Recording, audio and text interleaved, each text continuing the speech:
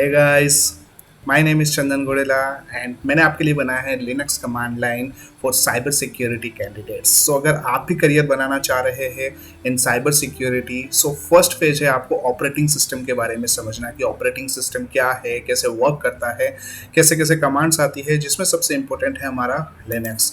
सो इस कोर्स के अंदर हम लोग मल्टीपल चैप्टर्स देखेंगे जहाँ पे हम स्टार्ट करेंगे कि लिनक्स क्या है, उसकी हिस्ट्री क्या थी, साइबर सिक्योरिटी में कैसे इसे यूज़ में लिया जाता है, क्यों इम्पोर्टेंट है, then different different type of chapters जिसमें हम लोग देखेंगे कि कॉन्फ़िगरेशन वाइज आप कैसे सेटअप कर सकते हैं आपके लिनक्स को, जिसमें हम लोग विंडोज़ के अंदर और वर्चुअल बॉक्स दोनों के अंदर करके देखते हैं। देन आपके पास आता है चैप्टर 2 जहाँ पे हम देखेंगे टर्मिनल बेसिक्स के बारे में कि कमांड प्रॉम्प्ट और टर्मिनल के अंदर डिफरेंसेस क्या है, आपके बेसिक्स कमांड क्या है, वर्किंग विद डायरेक्टरीज के कमांड्स क्या है, आपके text editors like nano, V I, vim, then file permissions, extensions किन किन टाइप से आप उसको यूज़ में ले सकते हैं। एंड इसके बाद पे आ जाता है कि वर्किंग विद द प्रोसेसर्स कैसे आपके यूज़ में आते हैं, आपके नेटवर्किंग की कमांड्स क्या क्या है, आप डिस्क मैनेजमेंट कैसे कर सकते हैं, आपके यूज़र सेटिंग कैसे होती है, अगर आपको मल्टीपल यूज़र सेट करने हैं आपको लिनक्स ऑपरेटिंग सिस्टम में, सो वो कैसे आपके यूज़ में आएगा। देन रिमोट वर्किंग हो गया आपके लाइक SSH एंड RDP, इसके अलावा that useful commands. Then last chapter में हम लोग कंक्लूजन के अंदर जिसमें हम लोग एक यूज़र कि जो भी आपका जैसे टेस्ट वगैरह होते हैं जहाँ पे मल्टीपल ऑप्शनल टाइप के, वो एक टेस्ट कंडक्ट करेंगे, उसके बाद आप यहाँ पर पूरा जो आपका कोर्स है उससे वाइंड अप कर सकते हैं। सो ये हमारा कोर्स रहेगा। तो आई होप कि इसके बाद में आपके पास सारे डाउट्स क्लियर हो जाएंगे आपको लिनक्स को लेके, जिसमें से आपको सारी कमांड्स यूज़ करनी आ जाएगी आपके लिनक्स के अंदर, आपको हैंड्स ऑन प्रैक्टिस करने को मिल जाएगा। एंड आप साइबर सिक्योरिटी फील्ड के अंदर आप बोल सकते हैं कि यस आपको लिनक्स अच्छे से चलानी आती है। उसके बाद सिर्फ आपको सिर्फ कमांड्स चेक करनी है और कमांड चेक करने के बाद पे आप सिर्फ उसे डायरेक्टली अप्लाई कर सकते हैं अपने ऑपरेटिंग सिस्टम पर। सो ये था इंट्रोडक्शन पार्ट। सो स्टार्ट करते हैं हमारे नेक्स्ट वीडियो से। सो स्टार्ट करते हैं फॉर बिगनिंग से। अगर आपको पता है कि लिनक्स ऑपरेटिंग सिस्टम क्या है, सिर्फ इतना कि आपने सिर्फ नाम सुना है और अभी तक आपने अगर विंडोज़ ऑपरेटिंग सिस्टम यूज़ में लिया है, सो आपके लिए इजी होने वाला है। लिनक्स ऐसा कोई रॉकेट साइंस वाला ऑपरेटिंग सिस्टम नहीं है। सो अगर मैं बात करूँ इन स्टार्टिंग की, सो बेसिकली लिनक्स एक ऑपरेटिंग सिस्टम है जो बहुत सारी फ्लेक्सिबिलिटी और कस्टमाइजेशन ऑफर करता है आपको। ये एक ओपन सोर्स है, दैट्स मीन जो इसका सोर्स कोड है वो आपका पब्लिकली अवेलेबल है, दैट्स मीन उसको कोई भी मॉडिफाई कर सकता है। सो लिनक्स में command line interface that's mean CLI and GUI that's mean graphical user interface दोनों का इस्तेमाल किया जाता है, जिससे यूजर्स लाइक कमांड डालकर सिस्टम को कंट्रोल कर सकता है। इसमें कुछ इंपॉर्टेंट कॉन्सेप्ट्स है जैसे कि file system hierarchy, that permissions और पैकेज मैनेजमेंट। सो लिनक्स में आपको कई तरीके से कमांड मिलते हैं जैसे कि LS, CD, MKDIR, RM, और पैकेज मैनेजमेंट के लिए लाइक APT जैसे डेबियन, उबंटू। अब हो सकता है ये सारे कमांड्स आपके सर से ऊपर से जाए क्योंकि आपने अभी तक लिनक्स यूज़ में भी नहीं लिया है, but same as it is अगर आपने विंडोज़ ऑपरेटिंग सिस्टम यूज़ में लिया है, जैसे उसमें कमांड प्रॉम्प्ट आपने देखा होगा, अगर आपको डायरेक्टरी चेक करनी है सो आप सिंपल DIR लिख के एंटर कर देते हैं और आपको डायरेक्टरी की लिस्ट दिख जाती है। सो एक तो GUI हो गया, अगर आपको फोल्डर ओपन करना है आप माउस से ले जाके आप डबल क्लिक करते हैं और वहाँ से आप कोई भी फोल्डर ओपन कर सकते हैं। But in command line interface पे आपके पास एक ब्लैक सी स्क्रीन होती है, एक टर्मिनल होता है, उन टर्मिनल के बेसिस पे ही आपको सारी चीज़ें ऑपरेट करनी होती है। सो ये है आपका सिंपल लिनक्स ऑपरेटिंग सिस्टम। अगर इसकी हिस्ट्री की बात करते हैं, सो इसका जो इतिहास है, जो इसकी हिस्ट्री है, बहुत ही ज़्यादा मतलब इंटरेस्टिंग है, क्योंकि अगर मैं बात करूँ लिनस टॉरवल्ड्स की जिन्होंने इसको बनाया था, सो 1991 के अंदर में इसकी शुरुआत हुई थी एक कर्नल के बेसिस पे। देन जैसे जैसे टाइम बढ़ता गया, जो हमारे कम्युनिटी के लोग हैं, ग्रुप के लोग हैं, उसके अंदर चेंजेस करते रहे। सो मल्टीपल चेंजेस हुए जिसके अंदर GUI भी ऐड हुआ, बट स्टार्टिंग के अंदर ये सिर्फ आपके CLI पे था, that's mean command line interfaces पे। सो मल्टीपल चेंजेस किए गए, बहुत सारे टूल्स इसमें यूज़ में लिए गए और अलग अलग इसके अंदर आपको वर्जन्स देखने को मिले जो सबसे ज़्यादा फेमस हुए थे, जैसे कि रेड हैट, डेबियन या फिर उबंटू, या फिर लेटेस्ट आपने सुना होगा अगर आप साइबर सिक्योरिटी या पेन टेस्टिंग या फिर हैकिंग लाइन के अंदर आते हैं, सो आपने देखा होगा काली लिनक्स जो कि ऑफेंसिव सिक्योरिटी के लिए है। सो ऐसे करके आपके पास मल्टीपल ऑपरेटिंग सिस्टम है, बट इन सब लोग मतलब इन जितने भी ऑपरेटिंग सिस्टम है इन सबका बेस आपका एक ही है, क्योंकि हर जो आपके कर्नल यूज़ में आते हैं ऑपरेटिंग सिस्टम के अंदर वो आपके सभी के सभी आपके आते हैं सिर्फ और सिर्फ दैट लिनक्स कर्नल के बेसिस पे। सो लिनक्स के चलते दैट ओपन जो सोर्स सॉफ्टवेयर का था एक बहुत बड़ा एक ग्रुप डेवलप किया गया, जो कि आज भी बहुत तेज़ी से बढ़ रहा है, क्योंकि बहुत सारे जैसे टूल्स है जो कि ओपन सोर्स कर दिए गए हैं सिर्फ और सिर्फ लिनक्स ऑपरेटिंग सिस्टम की वजह से। क्योंकि स्टार्टिंग के अंदर जो ऑपरेटिंग सिस्टम थे वो आपके पेड थे, जैसे आपको विंडोज़ अगर आपको यूज़ लेना है तो उसका आपको पेमेंट करना होता है, अगर आपको मैक ऑपरेटिंग सिस्टम यूज़ लेना है तो उसका आपको पे करना होता है। बट लिनक्स ऐसा ऑपरेटिंग सिस्टम है जिसमें आप ये ओपन सोर्स है, दैट्स मीन आपको इसको पे नहीं करना होता यूज़ करने के लिए, दैट्स मीन कोई लाइसेंस इसके अंदर यूज़ में नहीं आता है। अगर बात करें in terms of that cyber security, so Linux और साइबर सिक्योरिटी के बीच में एक बहुत ही डीप दैट रिलेशन है, क्योंकि लिनक्स एक that important that secure operating system है जिसका जो मेन ऑब्जेक्टिव है वो है एक पावरफुल और एक लाइक फ्रीली और एक सिक्योर प्लेटफॉर्म आपको प्रोवाइड करवाना, जिनके मल्टीपल रीजंस हो सकते हैं, जैसे कि open source nature, that permission और एक्सेस कंट्रोल। जैसे अगर आपने आयरन मैन मूवी देखी हो सो उसके अंदर जो ऑपरेटिंग सिस्टम यूज़ में लेता है वो भी आपके लिनक्स बेस्ड ही होते हैं, क्योंकि अगर आपको कुछ भी अपडेट या अपग्रेड करना हो सो बिना आपके परमिशन के एक पैकेज इधर से उधर नहीं होता। लाइक जैसे विंडोज़ के अंदर अगर आपने रीस्टार्ट किया तो हो सकता है वो आपका ऑटोमेटिक अपडेट पे चला जाए, बट लिनक्स ऑपरेटिंग सिस्टम ऐसा नहीं है, आपके बिना परमिशन के एक फाइल एक पैकेज भी इधर से उधर नहीं हो सकता। Then patches and updates, obviously अगर ओपन सोर्स है सो यहाँ पे आपके पैचेस और अपडेट फ्रीली होते रहते हैं, जहाँ पे आपको कोई सी भी वल्नरेबिलिटी अगर आपको मिलती है उस पर्टिकुलर ऑपरेटिंग सिस्टम में सो वहाँ पे उसके पैचेस भी हैंड टू हैंड आपको मिल जाते हैं, क्योंकि कम्युनिटी बहुत बड़ी है। देन सिक्योरिटी टूल्स, जैसे कि बात करें कि अगर अलग अलग सर्वर्स की बात करते हैं so most of the time Linux server को ही प्रेफर किया जाता है, क्योंकि अगर मैं आईडीएस की बात करूँ लाइक इंट्रूजन डिटेक्शन सिस्टम या फिर फायरवॉल इम्प्लीमेंटेशन, सिक्योरिटी टूल्स, सो ऐसे करके मल्टीपल टूल्स है जो कि आपके लिनक्स ऑपरेटिंग सिस्टम को सपोर्ट करते हैं बिना किसी लाइसेंस रिक्वायरमेंट के, जो कि ऑपरेटिंग सिस्टम का जो रिक्वायरमेंट है लाइसेंस का उनके बिना भी आप उसके में सेटअप कर सकते हैं। देन मोस्ट इंपॉर्टेंट आता है साइबर सिक्योरिटी में दैट कस्टमाइजेबिलिटी, क्योंकि अगर आप अपने ऑपरेटिंग सिस्टम को अपने बेसिस पे आप कस्टमाइज कर सकते हैं then it's a very good part. और क्योंकि अगर आपको चाहिए कि जैसे अगर आप पेन टेस्टिंग कर रहे हैं और वेब एप्लीकेशन सिक्योरिटी से रिलेटेड आपको 10 टूल चाहिए सो आप 10 सेट कर सकते हैं, 9 चाहिए आप 9 कर सकते हैं, अगर आपको एक चाहिए सो आप एक भी सेटअप कर सकते हैं। आप अपने हिसाब से अपना यूआई तैयार कर सकते हैं कि आपको आपका ऑपरेटिंग सिस्टम दिखेगा कैसे, कौन से टूल्स कैसे काम में करेंगे, सो पूरी तरीके से आप कस्टमाइज कर सकते हैं अपने सिक्योरिटी को, अपने ऑपरेटिंग सिस्टम को। So this is the for that the beginners. Next video में स्टार्ट करते हैं हम chapter 1। So chapter 1 it's like virtualisation, जिसमें हम लोग कॉन्फ़िगरेशन करेंगे हमारे दो तरीके से अलग अलग, जिसमें हम वर्चुअलाइजेशन यूज़ में लेंगे एंड सेकंड माइक्रोसॉफ्ट स्टोर से सीधा आप उबंटू यूज़ में लेके आप अपने विंडोज़ ऑपरेटिंग सिस्टम में सेटअप कर सकते हैं जहाँ पे आपके GUI वर्जन नहीं आता है। So first of all virtualisation क्या है? सो वर्चुअलाइजेशन एक टेक्नोलॉजी है जो एक कंप्यूटर सिस्टम को मल्टीपल वर्चुअल मशीन्स में डिवाइड करने में आपकी हेल्प करती है।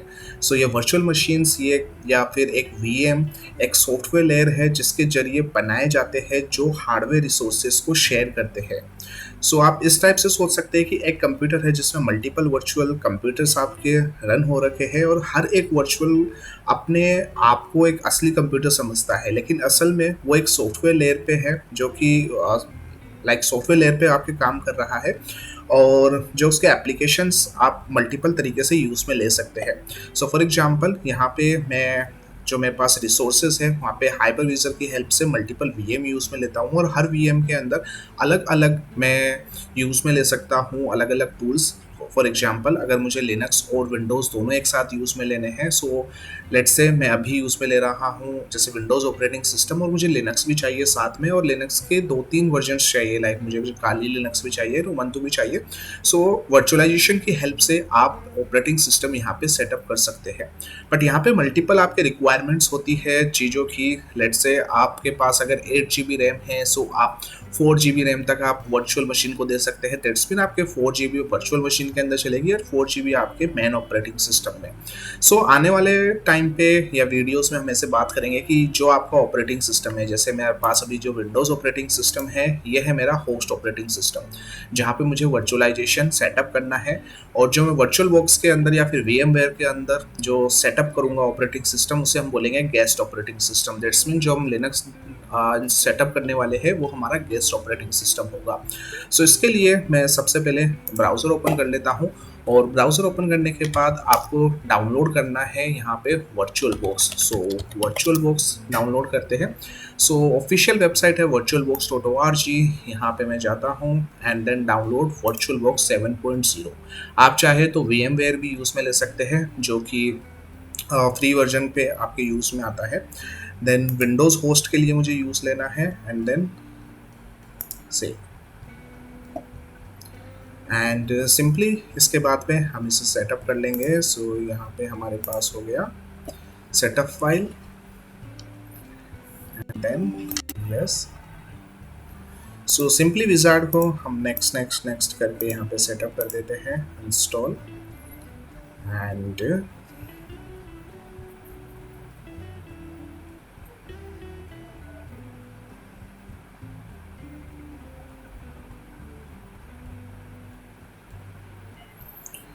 सो start Oracle VM VirtualBox 7.0.14।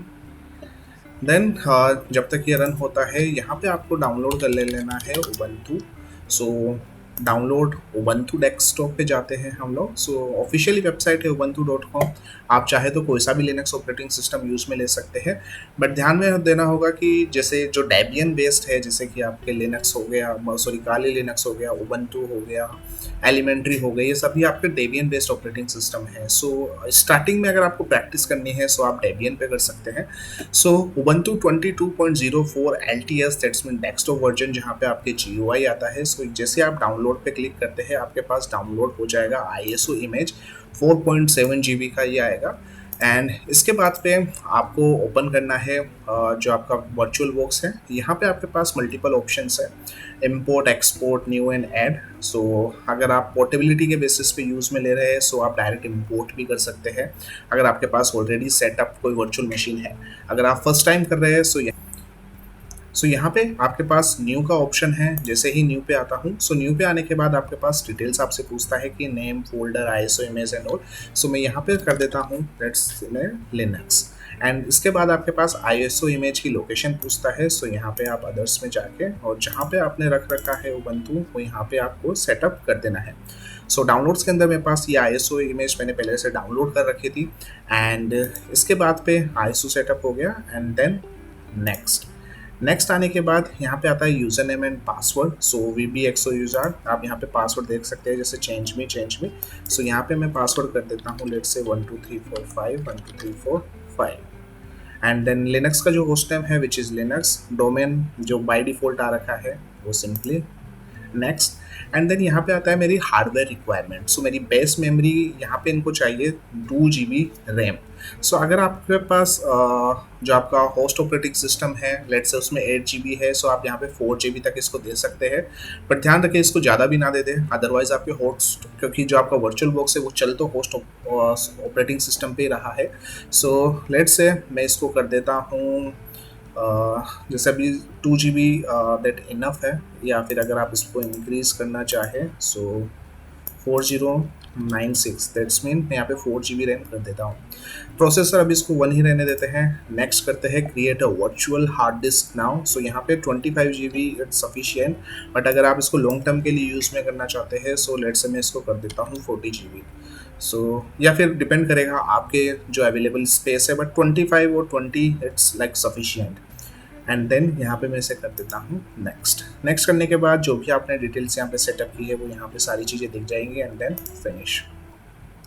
Finish करने के बाद पे यू कैन सी यहाँ पे आपके लेफ्ट हैंड साइड में लिनक्स पावर ऑफ का जो ऑप्शन है वो यहाँ पे आ चुका है। दैट्स मीन आपकी मशीन अभी ऑफ है, बट यहाँ पे इसको स्टार्ट कर दिया है। आप स्टार्ट मल्टीपल तरीके से कर सकते हैं। आप यहाँ पे क्लिक करके स्टार्ट शो जो भी ऑप्शन आते हैं वो आप क्लिक कर सकते हैं एंड स्टार्ट होने के बाद पे आपके पास डायरेक्ट उबंटू रन हो जाएगी, क्योंकि आप लोगों ने यहाँ पे पहले से ही ISO फाइल सेट कर रखी थी। बट अगर इन केस आपके साथ ऐसा होता है, लेट्स से ये आपसे हो जाता है close, that's mean power of. And अब अगर आपको यहाँ पे सेटअप करनी है मशीन्स या फिर ISO इमेज आपने पहले नहीं डाला या फिर अब आपको चेंज करनी है, सो आप फिर से सेटिंग्स पार्ट में आ सकते हैं। सेटिंग्स पार्ट में आने के बाद जो भी हम लोगों ने सेटिंग्स चेंज की थी, जैसे कि लिनक्स की VDI या फिर जो उसकी कंट्रोलर जो फाइल्स थी, audio, network, USB, share folder, user interface, वो सभी चीज़ें हम यहाँ से चेक कर सकते हैं। इसके अलावा यहाँ पे स्क्रॉल करने पे यहाँ पे भी आपको सारी डिटेल्स दिखेगी, जैसे नेटवर्क, USB, शेयर फोल्डर, आपकी स्टोरेज, दैट्स मीन आपकी देर ISO एंड आपके SATA पोर्ट, एंड ये सारी चीज़ें आप यहाँ से फिर से चेंज कर सकते हैं। सो अभी करते हैं इससे स्टार्ट। सो स्टार्ट करने पे पावरिंग VM अप एंड थोड़ा सा वेट करना है। आपके पास एक नई स्क्रीन का पॉपअप आएगा जहाँ पे आपके फिर से ये ऑपरेटिंग सिस्टम है जो यहाँ पे आपके रन होगा। सो मेरे पास फिर से आ जाता है ऑप्शन ट्राई टू इंस्टॉल का, क्योंकि हमने पहले भी इसको क्लोज कर दिया था। Then you can see Ubuntu यहाँ पे मेरा रन हो रहा है। इन पॉपअप को मैं क्लोज कर देता हूँ एंड अगर आपका माउस डिसेबल हो जाता है, दैट्स मीन मैं जैसे मूव कर रहा हूँ तो यहाँ पे तो मुझे शो हो रहा है, बट जैसे मैं अगर अंदर क्लिक कर देता हूँ, सो आप सिंपली कंट्रोल और ऑल्ट दबा के भी आपके माउस को वापस से रिलीज कर सकते हैं आप ऑपरेटिंग सिस्टम के थ्रू, क्योंकि आप यूज़ में तो वर्चुअल मशीन ही ले रहे हो, और वर्चुअल मशीन में यूज़ लेने के बाद पे अगर आपको फिर से आपके होस्ट ऑपरेटिंग सिस्टम में आना है, कैश टू होस्ट में, सो यहाँ पे आपको ये करना पड़ेगा एक बार। सो यहाँ पे मैं इसे डबल टैप कर देता हूँ और स्क्रीन थोड़ी बड़ी हो जाती है, और यहाँ पे आपको थोड़ा वेट करना है। So installation, verify installation configuration. GUI बहुत इजी तरीके से यहाँ पे आपके सेटअप हो जाता है इन उबंटू का, जिसमें से आपको सिर्फ यूज़र नेम वगैरह कुछ ही इन्फॉर्मेशन आपको डालनी है। इसके अलावा लाइक अपडेट, अपग्रेड होना या फिर कौन कौन से आपके पैकेजेस चाहिए, ये सभी चीज़ें आपके ऑलरेडी कॉन्फ़िगर्ड होती है उबंटू के अंदर। आप चाहे तो उसे अनटिक भी कर सकते हैं, आप चाहे तो उसे स्टार्टिंग के अंदर ही इंस्टॉल कर सकते हैं। बट अगर आपके पास इंटरनेट की थोड़ी लाइक रेस्ट्रिक्शंस है, सो आप उन सारी चीज़ों को हटा भी सकते हैं। बट इन स्टार्टिंग जो भी आपके बाय डिफ़ॉल्ट आ रहा है उसे होने देना है, क्योंकि अलग अलग तरीके से पार्टीशन के अंदर आते हैं। जैसे हम लोगों ने विंडोज़ में देखा था कि C ड्राइव के अंदर आपके विंडोज़ ऑपरेटिंग सिस्टम सेटअप होता है, एंड जो आप टूल्स वगैरह डालते हैं वो भी सारे C के अंदर जाते हैं, बट वहाँ पे आप लोग चेंज कर सकते हैं। सेम चीज़ यहाँ पे भी ऐसे, जो ऑपरेटिंग सिस्टम की मेन फाइल है वो एक अलग पार्टीशंस बनाती है, और उन पार्टीशंस के बेसिस पे ही आपके फाइल्स वगैरह वहाँ पे सेटअप होती है। ये सारी चीज़ें कमांड के अंदर, या फिर जो हमारे नेक्स्ट चैप्टर्स है लाइक प्रोसेसर्स के या फिर जो नेटवर्किंग के हैं, उन सभी चीज़ों में आपको समझ में आ जाएगा कि कौन सी चीज़ कैसे काम में आ रही है, किन किन चीज़ों को क्या क्या परमिशंस मिल रहा है। सो अभी इंस्टॉलेशन होने देते हैं इसमें, लेट्स सी कितना टाइम लगता है। सो आफ्टर सम टाइम्स यहाँ पे मेरे पास आ जाता है VBOX यूज़र्स जो हमने क्रिएट किया था स्टार्टिंग में, एंड पासवर्ड हम यहाँ पे डालते हैं जो आपने स्टार्टिंग के अंदर सेट किए थे, which is 1 2 3 4 5।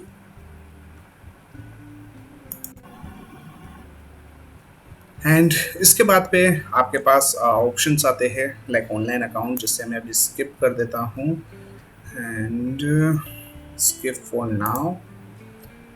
So don't send system info.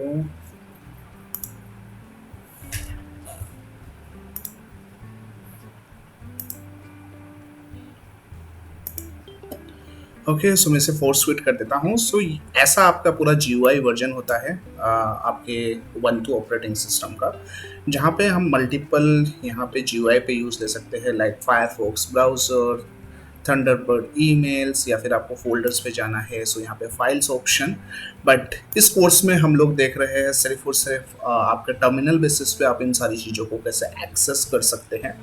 सो ये है वीडियो हमारा विथ वर्चुअलाइजेशन, जहाँ पे हम लोग टर्मिनल स्टार्ट कर सकते हैं, like simple terminal. Now you can see that VBOX user eight Linux. अब ये क्या चीज़ें हैं ये देखते हैं हम आने वाले वीडियोस में।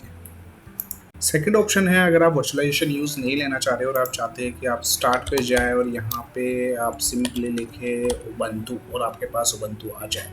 सो माइक्रोसॉफ्ट विंडोज़ ये आपको फीचर देता है। सो यहाँ पे करने के लिए आपको यहाँ पे ऑन करना है Microsoft store, and Microsoft store पे आपके पास मल्टीपल आप एप्लीकेशंस यहाँ पे सेटअप कर सकते हैं। उन्हें सेटअप करने के लिए मैं यहाँ पे सर्च करता हूँ let's say Ubuntu, and Ubuntu के पास मेरे पास मल्टीपल एप्लीकेशंस आ जाती है, लाइक उबंटू 22.043 LTS। सो इसको मैं कर लेता हूँ गेट करने के बाद एक्वायरिंग, और यहाँ पे आपके पास ये डाउनलोडिंग स्टार्ट हो जाएगी। और स्टार्ट होने के बाद पे आप यहाँ पे सिंपली इस उबंटू को यूज़ में ले सकते हैं। So let's wait for the download. So यहाँ पे मेरे पास डाउनलोड हो चुका है और मेरे पास इंस्टॉल का ऑप्शन आ रहा है। जैसे आप यहाँ पे माउस ओवर करते हैं, सो माउस ओवर करने पे यहाँ पे आपके पास शो कर देगा ओपन, या आप स्टोर से भी कर सकते हैं, या फिर आप स्टार्ट पे जाके एंड सिंपल आप उबंटू सर्च करते हैं। सो आपके पास जो एप्लीकेशन जो आपने सेटअप किया ऑपरेटिंग सिस्टम वो यहाँ पे रन हो जाएगा। Now installing this may take a time, और यहाँ पे press any key to continue, and यहाँ पे हमारे पास एरर आता है for distribution failed with error Linux not enabled, the subsystem Linux not been enabled. So यहाँ पे आपको इसको रिजोल्व करना है। रिजोल्व करने के लिए सो यहाँ पे आपको जाना है start and then turn Windows features on और ऑफ। सो कंट्रोल पैनल के थ्रू भी आप जा सकते हैं। यहाँ पे आपके पास मल्टीपल ऑप्शंस होते हैं टू फीचर्स। स्क्रॉल करने पे यहाँ पे आपको ऑप्शन दिखेगा सब सिस्टम का। सो विंडोज सब सिस्टम फॉर लिनक्स, यहाँ पे आपको इसको टिक कर देना है, दैट्स मीन इनेबल कर देना है, and then okay. In searching for required files and applying changes, then restart now. यहाँ पे आपको सिस्टम को रीस्टार्ट करना है। रीस्टार्ट के बाद आपका यहाँ पे रन हो जाता है। सो मैं कर देता हूँ यहाँ पे रीस्टार्ट। स्टार्ट हो चुका है, then start and then Ubuntu app. So Ubuntu app के बाद installing this may take a few minutes, and यहाँ पे हो सकता है आपके पास डिफरेंट एरर आए कि आपको बायोस सेटिंग के अंदर वर्चुअलाइजेशन इनेबल करना है। So as per your computer system, जहाँ पे जैसे मैं अभी MSI कटाना यूज़ में दे रहा हूँ, सो यहाँ पे मुझे बायोस सेटिंग में जाने के लिए रीस्टार्ट करके और डिलीट की को प्रेस करते हुए रहना है ताकि मैं बायोस सेटिंग में चले जाऊँ। वहाँ पे आपको इनेबल करना है। अगर आपको चेक करना है दैट वर्चुअलाइजेशन स्टेटस, सो आप टास्क बार पे राइट क्लिक करके then task manager, and then यहाँ पे आपके पास परफॉर्मेंस का जो टैब है, यहाँ पे आपके पास ऑप्शन होगा वर्चुअलाइजेशन। सो अगर ये आपके इनेबल्ड है दैट्स मीन आप यहाँ पे इसे यूज़ में ले सकते हैं। इसके अलावा कुछ एक सेटिंग्स पार्ट है, लेट्स से टर्न विंडोज फीचर ऑन और ऑफ। सो यहाँ पे आपको 2-3 फीचर्स ऑन करने हैं अगर आपके पास एरर आती है, like virtual machine platform and Windows hypervisor platform. So आपको इन दोनों को ऑन करना है, देन रीस्टार्ट करेंगे सो आपकी सारी एरर चली जाएगी। Then enter new Unix user name. So यहाँ पे मैं कर देता हूँ let's say Ubuntu, and then password Ubuntu, and retype password Ubuntu. So यहाँ पे मेरे पास उबंटू सेटअप हो चुका है। नाउ यहाँ पे मेरे मतलब मेन बेनिफिट ये है, मुझे अलग से कोई वर्चुअल बॉक्स सेटअप नहीं करना पड़ा, अलग से ISO फाइल डाउनलोड नहीं करनी पड़ी। माइक्रोसॉफ्ट स्टोर ही ये सारी आपको फीचर्स देता है उबंटू का। यहाँ पे आप सारी चीज़ें यूज़ में ले सकते हैं, बट यहाँ पे एक रेस्ट्रिक्शन है कि आप सिर्फ CLI मोड पे ही इसे यूज़ में ले सकते हैं, जैसे कमांड लाइन इंटरफेस। यहाँ पे आपके GUI नहीं आएगा। अगर आपको GUI यूज़ लेना है सो आपको वर्चुअल बॉक्स या फिर VMware जैसे वर्चुअलाइजेशन जो टूल्स है वो आपको सेटअप करने होंगे। सो यहाँ पे ये ख़त्म करते हैं और बढ़ते हैं हमारे नेक्स्ट चैप्टर पर। Chapter 2 is for the terminal versus the command prompt. So terminal और कमांड प्रॉम्प्ट दोनों ही कंप्यूटर सिस्टम में यूज़ होने वाले command line interface, that's mean CLI है। दोनों ही आपस में सिमिलर है, लेकिन थोड़ा सा अंतर है। टर्मिनल यूजुअली मैक और दैट लिनक्स ऑपरेटिंग सिस्टम में इस्तेमाल किया जाता है, जबकि जो कमांड प्रॉम्प्ट है वो विंडोज़ ऑपरेटिंग सिस्टम में यूज़ होता है। टर्मिनल और कमांड प्रॉम्प्ट दोनों ही आपको कंप्यूटर पर कमांड्स डालने और उनके एग्जीक्यूशन करने की आपको परमिशन देते हैं। इनसे आप फाइल्स को मैनेज कर सकते हैं, प्रोग्राम्स को रन कर सकते हैं और सिस्टम को जो अदर फंक्शन है उनको कंट्रोल कर सकते हैं बिना माउस के यूज़ करे हुए। सो टर्मिनल और कमांड प्रॉम्प्ट दोनों ही प्रोफेशनल्स के लिए काफ़ी यूज़फुल होते हैं, क्योंकि खासकर डेवलपर्स और जो सिस्टम एडमिनिस्ट्रेटर्स हैं उनके लिए, क्योंकि ये टास्क को ऑटोमेट करने में मतलब हेल्प करते हैं और आपको जो कॉम्प्लेक्स टास्क होते हैं जो उनको बड़ी आसानी तरीके से आप हैंडल करने की आपको परमिशन देते हैं। सो लेट्स से मैं अगर बात करूँ यहाँ पे विंडोज़ की, सो ये है मेरा कमांड प्रॉम्प्ट। हालांकि सारी चीज़ें वैसे ही यूज़ में आती है, कुछ एक कमांड्स अलग आती है, जैसे अगर मुझे यहाँ पे डायरेक्टरीज की लिस्ट देखनी है सो मैं यहाँ पे यूज़ में लेता हूँ लेट्स से dir। बट यहाँ पे अभी आपको इन डेप्थ नहीं जाना है कि लाइक dir क्या है या फिर ls कमांड क्या है, मैं सिर्फ आपको डिफरेंस बता रहा हूँ। जैसे यहाँ पे dir काम में आ रहा है और मैं अगर यहाँ पे आता हूँ मेरे पास टर्मिनल के अंदर, सो यहाँ पे मेरे यूज़ में आता है ls। सो दोनों कमांड सेम ही है, मतलब आउटपुट सेम ही है, बट यहाँ पे जो सिंटैक्स है वो अलग है कमांड प्रॉम्प्ट का और आपके टर्मिनल्स का। सो अगर आप लिनक्स और मैकबुक यूज़र है सो ऑलमोस्ट आपके सेम कमांड आएगी, बट अगर आप विंडोज़ यूज़र है सो यहाँ पे आपके थोड़े बहुत चेंजेस हो जाते हैं, जैसे कि किसी फाइल को डाउनलोड करने के लिए या कुछ ऑपरेशंस को मतलब यूज़ करने के लिए। So there are lots of changes. So ये है हमारा कमांड प्रॉम्प्ट और टर्मिनल का बीच के अंदर डिफरेंस। नाउ यहाँ पे कुछ एक बेसिक कमांड्स हैं जो कि हमें देखने हैं कि जब आप टर्मिनल यूज़ में लेते हैं सो फर्स्ट ऑफ ऑल मतलब यहाँ पे कुछ कमांड्स नहीं देख रहे कि आप कैसे उसे यूज़ में ले सकते हैं बिल्कुल अच्छे तरीके से। सो फर्स्ट ऑफ ऑल यहाँ पे अगर आपको इसकी साइज वगैरह इंक्रीज करनी है सो यहाँ पे आपके पास प्रेफरेंस का ऑप्शन होता है। सो प्रेफरेंस में जाके आपके पास मल्टीपल ऑप्शंस है like general, shortcut, profiles and then unnamed. So text colours, so initial terminal size, so यहाँ पे आप जो टर्मिनल साइज है वो आप इंक्रीज कर सकते हैं। जो आपके कॉलम्स है, रोज है, वो आप यहाँ पे एडजस्ट कर सकते हैं। एंड जो आपकी सेल स्पेसिंग है, आपकी विड्थ है, कस्टम फॉन्ट आपको कौन सा यूज़ में लेना है। सो लेट्स से मैं यहाँ पे करता हूँ एंड यहाँ पे जो आपकी फ़ॉन्ट साइज है मैं इससे कर देता हूँ let's say 2030 and then select. So you can see मेरे पास जो पीछे जो मेरे पास टर्मिनल की साइज़ थी वो यहाँ पे पूरी चेंज हो चुकी है। नाउ मैं करता हूँ जैसे ls, सो अब ये यहाँ पे इसी साइज पे मुझे यहाँ पे शो कर रहा होगा। सिंपली अगर मैं यहाँ पे अप एरो यूज़ में लेता हूँ जो आपके कीबोर्ड का बटन है सो आपकी जो लास्ट कमांड है वो यहाँ पे शो होगी। अगर मैं डाउन यूज़ में लेता हूँ सो यहाँ पे आपकी जो नेक्स्ट कमांड है वो शो होगी। अगर आपको जो ऑटो कंप्लीट करना है, जैसे मैं लेट्स से जैसे ls एंड देन डेस्कटॉप मतलब DES लिखता हूँ और टैब प्रेस करता हूँ, सो DES, सो डेस्कटॉप अपने आप मेरे पास आ जाता है। सो ये आपके ऑटो कंप्लीट के लिए आता है। यहाँ पे आपको टैब यूज़ में लेना है। अगर आपको स्क्रीन क्लियर करनी है so you can use that control L। So you can सी मैं कंट्रोल L करते ही मेरे पास यहाँ पे स्क्रीन क्लियर हो गई है।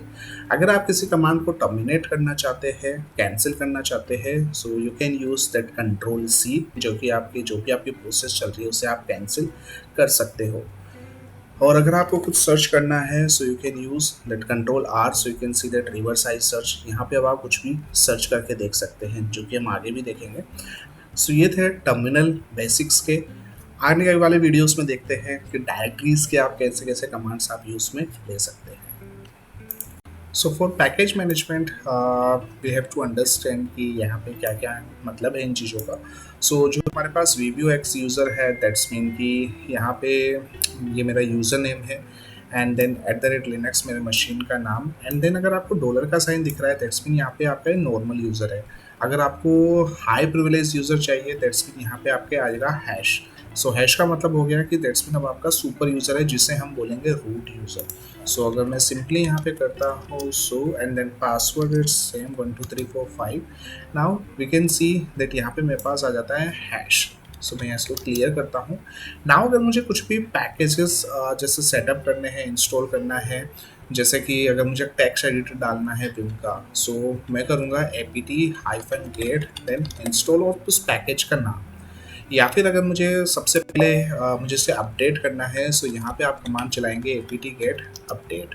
सो apt-get अपडेट के बाद से ये जो लिनक्स का जो रेपोजिटरी है, उस रेपोजिटरी के बेसिस पे पैकेजेस को डाउनलोड करेगा, और डाउनलोड करने के बाद आपके जो आपका ऑपरेटिंग सिस्टम है या फिर आपका सर्वर है जो भी आप यूज़ में ले रहे हैं, वहाँ पे इसे जो भी लेटेस्ट होगा वहाँ पे रेपोजिटरी अपडेट कर देगा यहाँ पे। जैसे हमारे पास रेपोजिटरी अपडेट हो गई है, अगर अब आप इसे अपग्रेड करना चाहते हैं, सो apt-get एंड देन अपग्रेड। सो मैं यहाँ पे करके एंटर करता हूँ। अपग्रेड करने के बाद पे ये मुझसे पूछता है कि एडिशनल डिस्क स्पेस इतना आएगा, अगर आपको लगता है so you can use that enter, और आप वाई करके भी एंटर कर सकते हैं। अगर आप सिंपल एंटर करते हैं, दैट्स मीन जो भी कैपिटल में लिखा हुआ है वो बाय डिफ़ॉल्ट उसी को ही हिट करेगा। सो आप कैपिटल वाई लिख के या फिर स्मॉल वाई लिख के आप या फिर कुछ भी नहीं लिख के एंटर करेंगे, सो बाय डिफ़ॉल्ट वाई ही रहेगा क्योंकि ये आपके कैपिटल्स में है। देन एंटर करते हैं। एंटर करने के बाद पे यहाँ पे अब मेरे पास पैकेजेस अपग्रेड होना चालू होंगे, जो भी लेट्स से अगर आप VLC मीडिया प्लेयर यूज़ में ले रहे हैं या फिर पाइथन यूज़ में ले रहे हैं, सो उन सभी चीज़ों को अपग्रेड कर देगा जो भी इनके रेपोजिटरी के अंदर ऑलरेडी यहाँ पे सेटअप है। सो मैं जैसे इसे शो थोड़ा सा जूम आउट करके आपको बताता हूँ। सो जूम आउट करने के बाद पे वी कैन सी जो भी आपके पैकेजेस डाउनलोड हुए उनको अनपैक कर रहा है, और अनपैक करने के बाद पे आपके सिस्टम के अंदर यहाँ पे आपके सेटअप कर रहा है। सो सेटअप के साथ साथ ही जो लेटेस्ट पैकेज है वो भी आपके यहाँ पे आ जाएंगे। सो अगर आप कभी भी लिनक्स ऑपरेटिंग सिस्टम यूज़ पे लेते हैं, अगर आपको कुछ इशू आता है, सो आप यहाँ पे डायरेक्टली सारे लिनक्स ऑपरेटिंग सिस्टम के जितने पैकेजेस हैं उनको अपग्रेड कर सकते हैं, आप अपडेट कर सकते हैं विद द लेटेस्ट रेपोजिटरी। इस कितनी केसेस में ऐसा होता है कि रेपोजिटरी डायरेक्ट कनेक्ट नहीं कर पाते हैं, सो उस केस में आपको रेपोजिटरी मैनुअली अपडेट करनी होगी। सो रेपोजिटरी की ऑलरेडी एक फाइल होती है जहाँ पे आपको यानी लोकेशन डालनी होती है, या फिर देखना होता है कि आपके पास इंटरनेट एक्सेस है या नहीं। सो इंटरनेट अगर एक्सेस है, सो आप यस डायरेक्टली आप इसे डाउनलोड कर सकते हैं या फिर अपग्रेड कर सकते हैं। बट हमेशा जो आपको कमांड यूज़ में लेनी है विच इज़ apt-get या फिर apt। नाउ जब तक ये अपग्रेड होता है, अपग्रेड होने के साथ साथ we can use in different different tabs also, and tabs के साथ साथ पे आप यहाँ पे जैसे terminal, move terminal left right, ये सारे आपके पास ऑप्शन है। टर्मिनल, क्लोज टर्मिनल्स, एंड आप मल्टीपल टर्मिनल्स यूज़ में ले सकते हैं as per your that requirement. सो जैसे यहाँ पे मेरे पास अपग्रेडेशन चल रहा है, बट होगा ये अगर आपके पास apt-get कमांड एक बार में यूज़ आ रही है, सो अब आप यहाँ पे यूज़ में नहीं कर सकते। सो यहाँ पे आपके जो बाय डिफ़ॉल्ट apt आप जैसे ही चलाएंगे यहाँ पे आपको ब्लॉक कर देगा, या फिर बोलेगा कि ये अभी सर्विसेज ऑलरेडी इन यूज्ड है, सो आप या तो उसे क्लोज करें उसके बाद आप यूज़ में ले, या फिर आप वो पूरी सर्विसेज को ही टर्मिनेट करना होगा। सो अगर आप apt चला रहे हैं, सो यहाँ पे आपको वेट करना है, और वेट करने के बाद पे जैसे ये पूरा हो जाए, नाउ आप दोबारा apt आप यूज़ में ले सकते हैं, जैसे फिर इंस्टॉलेशन या फिर अनइंस्टॉलेशन के लिए। सो वेट करते हैं एक बार इसको अपडेट का, एंड देन हम देखते हैं कि आप पैकेजेस वगैरह कैसे इंस्टॉल कर सकते हैं। सो पैकेजेस वगैरह हमारे पास यहाँ पे इंस्टॉल हो चुके हैं। नाउ अगर मुझे कुछ पैकेज यहाँ पे इंस्टॉल करना है, so first of all apt-get and then install, let's say मुझे करना है। अगर आप कंफ्यूज है कि कौन सा पैकेजेस वगैरह है, सो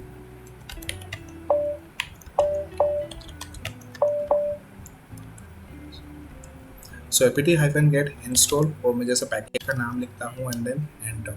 सो एंटर करने के बाद पे इसने रीडिंग पैकेज लिस्ट की रेपोजिटरी में यहाँ पे ये एग्जिस्ट करता है मेरे पास विम। सो विम आपका एक टेक्स्ट एडिटर है जो कि आप आने वाले वीडियोस के अंदर देखेंगे कि टेक्स्ट एडिटर कैसे आप यूज़ में ले सकते हैं। सो यहाँ पे मैं इसको वाई करता हूँ और एंटर करता हूँ, दैट्स मीन यहाँ पे मैंने इसे अप्रूव्ड किया है। जैसा कि हमने स्टार्टिंग में भी देखा था कि लिनक्स ऑपरेटिंग सिस्टम में कुछ भी आपको पैकेजेस वगैरह यूज़ में लेने हो, सो आपको यहाँ पे खुद से परमिशन देनी होती है। Now we can use that vim, सी हम यहाँ पे हम यूज़ में ले सकते हैं विम एडिटर, बट अभी इस पार्ट को स्किप करते हैं क्योंकि ऑलरेडी आपके नेक्स्ट चैप्टर के अंदर है कि आप टेक्स्ट एडिटर्स कैसे आपको यूज़ में लेते हैं। सेम चीज़ अगर आप इसको अनइंस्टॉल करना हो, सो फर्स्ट ऑफ ऑल यहाँ पे मैं रूट यूज़र के अंदर आता हूँ, एंड मुझे इसको स्मॉल फ़ॉन्ट करना है, so I am just pressing control and that minus button. अगर आपको फ़ॉन्ट इंक्रीज़ करनी है so control shift and then plus button. So आप दोनों ही तरीके से यूज़ में ले सकते हैं। अगर आपको कोई पैकेज हटाना है so just apt-get and then uninstall and then package name. So यहाँ पे आपके पास पैकेज यहाँ से कम्प्लीटली रिमूव हो जाएगा। और जब जितनी भी चीज़ें आपको लिनक्स में करनी होती है वहाँ पे आपको ऑलमोस्ट ही जो आपका हाई यूज़र है, रूट यूज़र है, जिसके पास सबसे ज़्यादा परमिशन है, दैट्स मीन सूडो, उसके आपको परमिशन लेनी होती है। आप सूडो का -s कमांड से आप आ सकते हैं, आप सू कमांड से आ सकते हैं, डिपेंड करेगा आपके ऑपरेटिंग सिस्टम के यूजेस पे। सो जैसे सू कमांड से मैं डायरेक्ट हैश, दैट्स मीन मैं यहाँ पे रूट यूज़र पे हूँ। नॉर्मली यहाँ पे आपको डॉलर साइन दिखेगा, दैट्स मीन कि अभी आप नॉर्मल यूज़र के टर्मिनल के अंदर है। सो आने वाले टाइम पे अगर आप CTF वगैरह करते हैं सो वहाँ पे आपको बेटर अंडरस्टैंडिंग होगी कि यहाँ पे मेरे पास नॉर्मल यूज़र है, और अगर मैं हैश में आता हूँ तो यहाँ पे मेरे पास रूट यूज़र आ गया। मैं कुछ भी अब यहाँ पे इंस्टॉल, सेटअप, एडिट वगैरह कुछ भी चीज़ें कर सकता हूँ, जिसमें आप रूट यूज़र हो अभी। Chapter 3 is for the directories. So यहाँ पे मल्टीपल कमांड्स है। डायरेक्टरीज दैट्स मीन अगर विंडोज़ की बात करते हो जैसे फोल्डर क्रिएशन, उनको डिलीट करना, किसी पर्टिकुलर डायरेक्टरी के अंदर आपको एंटर होना, जैसे हम लोग GUI के अंदर डबल क्लिक करके एंटर हो जाते हैं, वहाँ पे आपको मल्टीपल फोल्डर्स एंड फाइल्स दिखते हैं, देन उनको कॉपी करना, मूव करना, ये सारी चीज़ें हम आज के इस चैप्टर में देखते हैं। सो मूव ऑन कर लेते हैं हमारे उबंटू के अंदर एंड सो टर्मिनल ओपन कर लेते हैं। सो टर्मिनल पे यहाँ पे आप सबसे फर्स्ट जो कमांड है which is list ls, that mean जो भी आपके कंटेंट है आपके पर्टिकुलर दैट फोल्डर में जहाँ पे अभी आप है उसको चेक करने के लिए आप सबसे पहले करते हैं pwd, that's mean print working directory, कि अभी आप कहाँ हैं। सो pwd करने के बाद you can see that home and then vbox user. So अभी आप वर्चुअल बॉक्स यूज़र के अंदर है, और मतलब होम के अंदर यहाँ पे आपकी ये फोल्डर का नाम आ गया जहाँ पे आपकी प्रिंट वर्किंग डायरेक्टरी आ रही है, जिसमें अभी आप हो अभी। एंड यहाँ पे मुझे कंटेंट देखने के लिए, प्रिंट करने के लिए मुझे यूज़ में लेना होगा ls। सो यहाँ पे ls यूज़ पे लेने पे मुझे सारी चीज़ें यहाँ पे शो करेगा, like desktop, documents, downloads, music and others that folder जो मेरे पास ऑलरेडी है। नाउ लिनक्स के अंदर जो सबसे इम्पोर्टेंट चीज़ है वो है जितनी भी आपकी कमांड्स है वहाँ पे कुछ एक एक्स्ट्रा आपको पेलोड बोल सकते हैं, या फिर आप एक्स्ट्रा तरीके से उसे यूज़ में ले सकते हैं। जैसे मेरे पास अब मैंने ls किया, सो ls करने पे मेरे पास आता है desktop, music, snap, documents, pictures and all. अगर मुझे यहाँ पे हिडन फाइल्स भी देखनी है सो यहाँ पे मुझे ls के साथ पे यूज़ लेना होगा कुछ एक्स्ट्रा पेलोड्स या फिर extra features of this command. So उसको चेक करने के लिए आप यहाँ पे ls-help यूज़ में ले सकते हैं। सो हेल्प लेने के बाद पे यहाँ पे आपको मल्टीपल आपके पास कमांड्स आ जाते हैं, जैसे -a for all and -v that author to each file for escape. So ऐसे करके आपके पास मल्टीपल ऑप्शंस है। फिर भी अगर आपको कन्फ्यूजन होता है कि आपको कौन सी कमांड्स चेक करनी है इन ls के अंदर, सो यहाँ पे हम एक वेबसाइट यूज़ में लेते हैं which is our explain shell.com. So this is the website explainshell.com. इस वेबसाइट पे आके आपको जो भी कमांड का कन्फ्यूजन हो, जैसे मैं करता हूँ ls एंड मैं यहाँ पे एक्सप्लेन पे आता हूँ, सो यहाँ पे मुझे बताता है कि लिस्ट डायरेक्टरी कंटेंट्स। नाउ अगर मैं कर देता हूँ यहाँ पे ls-a, दैट्स मीन जैसा अभी हमने देखा था, एंड एंटर करता हूँ, so you can C ls और -a को इन्होंने मतलब डिफ्रेंशिएट कर दिया। That means that list directory contents, और -a का मतलब हो गया कि do not ignore entries starting with dot, that's mean यहाँ पे आपको हिडन फाइल्स भी यहाँ पे देखने को मिलेगी। सो अगर आपको कुछ भी कंफ्यूजन हो किसी भी कमांड से related, so you can just copy and paste into that explainshell.com, जो कि आपको एक्सप्लेन करके बताती है कि कौन सी कमांड किस चीज़ पे काम में आ रही है। बट जनरली यहाँ पे मैं ls लाइक ए करता हूँ, सो यू कैन सी यहाँ पे डॉट डॉट डॉट ये सारी चीज़ें आ जाती है। अगर मैं ls-la करता हूँ सो यू कैन सी यहाँ पे मेरे पास अब परमिशंस के साथ आ जाती है, बट अब यहाँ पे हम इसे इग्नोर करते हैं जो कि हम परमिशंस वाले चैप्टर में देखेंगे। सो ls-a पे हम देखते हैं। सो यहाँ पे अब you can see that bash history, bash logout and bash rc dot profile. जबकि मैं सिंपल ls करता हूँ सो यहाँ पे मुझे सिर्फ दिखाता है डायरेक्टरीज। सो अगर आपको हिडन फाइल्स या फिर डॉट वाले भी आपको देखना है so you can use that ls-a। Now अगर मुझे किसी डायरेक्टरी के अंदर जाना है, लेट्स से एंड डॉक्यूमेंट्स, सो यहाँ पे मैं यूज़ में लूँगा cd command. So that's mean change directory. So cd करके जो भी आपको डायरेक्टरी पे जाना है, लेट्स से डॉक्यूमेंट्स, सो डॉक लिख के मैंने टैब प्रेस किया for auto complete and then मैं आ गया डॉक्यूमेंट्स पे। Now you can see with the help of that pwd that home vb x users and documents. अब मुझे वापस से बैक आना है। सो आपने जैसे ls-a में देखा था this single dot and double dots. Single dot का मतलब हो गया कि आप डायरेक्टली रूट फोल्डर पे जा सकते हैं, that's mean cd dot. And अगर आप डॉट डॉट यूज़ लेते हैं दैट्स मीन आप एक फोल्डर पीछे जा सकते हैं, लेट्स से cd dot dot.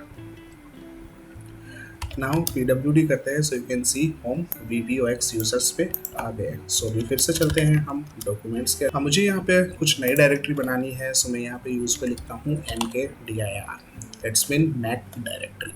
Now mkdir के बाद पे यहाँ पे आपको फोल्डर का नाम लिखना है, लेट्स से पेनटेस्ट एंड देन एंड यहाँ पे हमारे पास फोल्डर क्रिएट हो चुका है। इसको चेक करने के लिए हम यूज़ में लेंगे ls। You can see that pentest hint, यहाँ पे मेरे पास एक फोल्डर है। अब इस आप फोल्डर के अंदर जाना चाहते हैं सो cd पेनटेस्ट हिंट एंड यहाँ पे आप ls करेंगे सो यहाँ पे आपको कुछ नहीं दिखेगा। ls-la करते हैं so you can see that dot dot, sorry ls-a करते हैं so dot and double dot यहाँ पे आपको शो हो जाते हैं। Then control l for screen clear and यहाँ पे सिंपली अगर मुझे कुछ फाइल्स वगैरह या फिर कुछ एक फ़ोल्डर और क्रिएट कर लेते हैं, cd डॉट डॉट में एक फ़ोल्डर पीछे आ जाता हूँ and then mkdir and let's say Chandan. सो मेरे पास यहाँ पे दो फोल्डर है, चंदन और पेनटेस्ट हिंट एंड सो अब मुझे कॉपी करना है या फिर मूव करना है या फिर इसको रीनेम करना है। सो उसके लिए मैं कमांड यूज़ में लूँगा cp फॉर कॉपी और mv फॉर रीनेम या फिर मूव करने के लिए। सो अगर मैं करता हूँ mv and let's say Chandan and then abc and then फिर से ls करता हूँ सो यू कैन सी यहाँ पे मैंने इसको फोल्डर को रीनेम कर दिया है चंदन एंड abc। सो यहाँ पे मेरे पास abc और पेनटेस्ट इन दो फोल्डर्स है। नाउ abc को मैं मूव करना चाहता हूँ पेनटेस्ट में, सो मैं यूज़ में लेता हूँ cp एंड यहाँ पे कमांड यूज़ में लेता हूँ -r।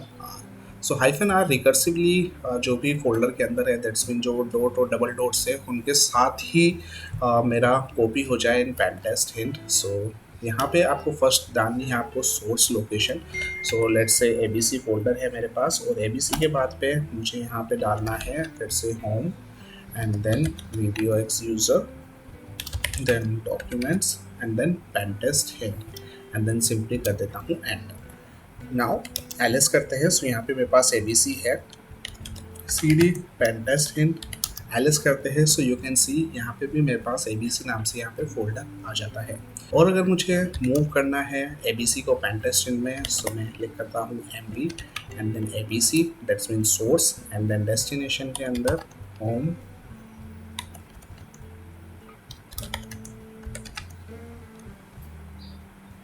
ls करता हूँ। यहाँ से मेरे पास abc हट गया है क्योंकि हमने मूव किया है, that's mean cut and paste and फिर से पेनटेस्ट के अंदर जाते हैं ls करते हैं, you can see that abc।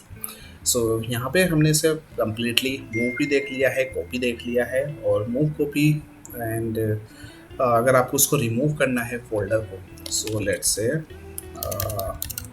मेरे पास abc नाम से फोल्डर है। सो सिंपली कमांड होती है वैसे तो rm करके एंड rm करके आप यहाँ पे फोल्डर को डिलीट कर सकते हैं, बट कई बार इश्यूज आते हैं कि इस फोल्डर को अगर एम्प्टी फोल्डर होगा तो ही ये डिलीट होगा, अदरवाइज आप फाइल के लिए यूज़ में ले सकते हैं rm। सो जैसे मैं करता हूँ कि abc remove is a directory. So यहाँ पे इसको स्पेसिफाई करने के लिए rm-rf यूज़ में लेते हैं हम लोग। सो यहाँ पे आपको बताते हैं कि जितनी भी आपके फाइल्स है रिकर्सिवली वो सारी की सारी यहाँ पे फोर्सफुली डिलीट हो जाए। सो हमने यहाँ पे फोल्डर दिया rm-rf then abc and simply करता हूँ एंटर। नाउ ls कमांड से हम देख सकते हैं कि abc फोल्डर कम्प्लीटली यहाँ पे आपके रिमूव हो चुका है। सो ये कमांड्स थी आपकी डायरेक्टरी से रिलेटेड। नेक्स्ट हम देखते हैं और नेक्स्ट चैप्टर के अंदर। Now in chapter 4 we will see that files कैसे क्रिएट कर सकते हैं, कैसे आप इसमें देख सकते हैं क्या क्या ऑप्शंस आते हैं क्रिएशन के, डिलीट के, कॉपी के एंड मूव के। सो जैसा हमारे पास फोल्डर ऑलरेडी क्रिएट है दैट पेनटेस्ट हिंट, और यहाँ पे मैं कोई फाइल क्रिएट करना चाह रहा हूँ। सो डॉक्यूमेंट्स के अंदर पेनटेस्ट हिंट के अंदर मुझे कोई फाइल क्रिएट करनी है। लेट्स से जैसे एल करके मुझे अभी कुछ भी फाइल्स नहीं दिख रही है। सो mkdir से हम डायरेक्टरी क्रिएट कर सकते हैं, और अगर आपको फाइल क्रिएट करनी हो तो आप डायरेक्ट टेक्स्ट एडिटर भी यूज़ में ले सकते हैं, जैसे कि नैनो। सो जैसे हमने नोटपैड देखा था, नोटपैड प्लस प्लस या फिर सब लाइन जो हम देखते हैं विंडोज़ ऑपरेटिंग सिस्टम में।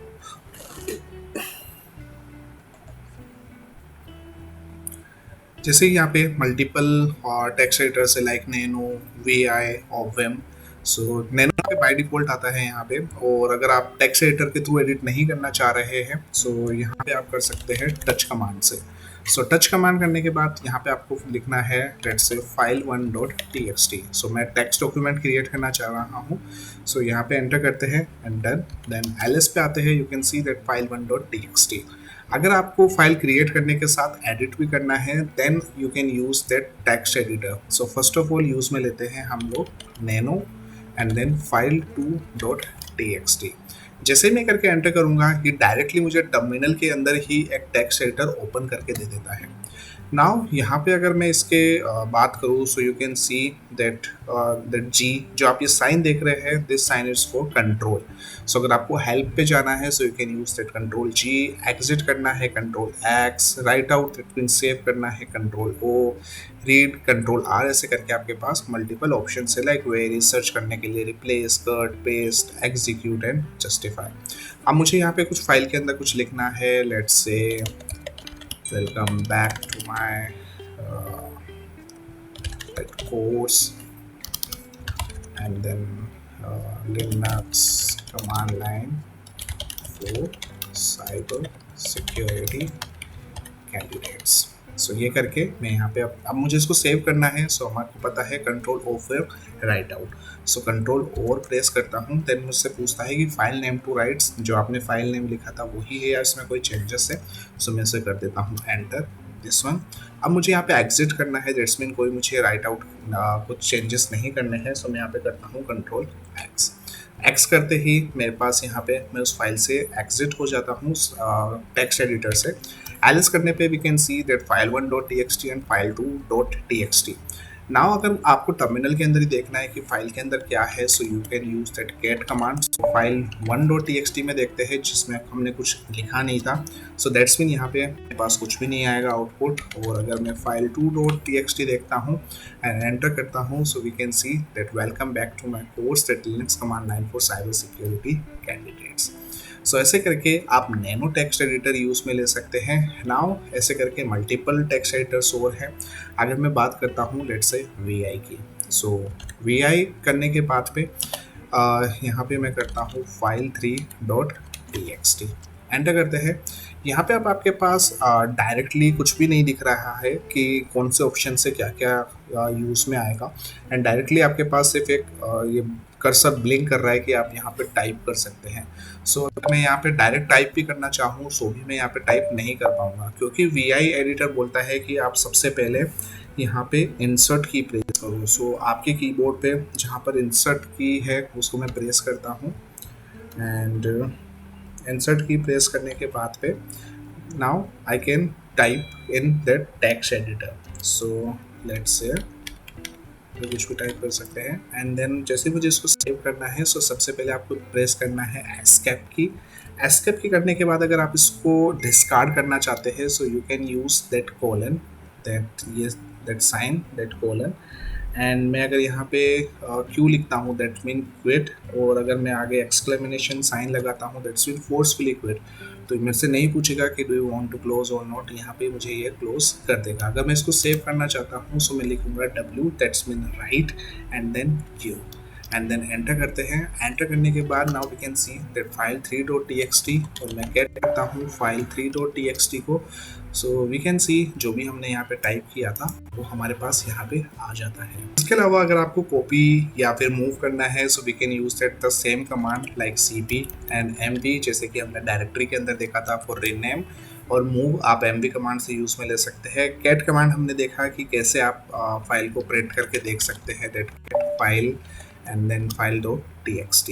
इसके अलावा अगर मुझे इससे रिमूव करना है, so I can use that rm and then file 3 को जैसे मुझे रिमूव करना है एंड देन एंटर। जबकि हमने डायरेक्टरी में देखा था, सो आपको एक्स्ट्रा -rf लगाना पड़ रहा था कि आप फोर्सफुली डायरेक्टरी को डिलीट करना चाह रहे हैं जो भी इस फाइल के अंदर, जो भी उस फोल्डर के अंदर था। नाउ ये थी हमारी कुछ एक फाइल कमांड्स, एंड देखते हैं अब other command in next chapter. About the Linux permissions कि लिनक्स परमिशंस होती क्या है, like SUID, SGID and sticky bit के बारे में थोड़ा सा हम लोग देखते हैं कि कैसे वर्क करती है।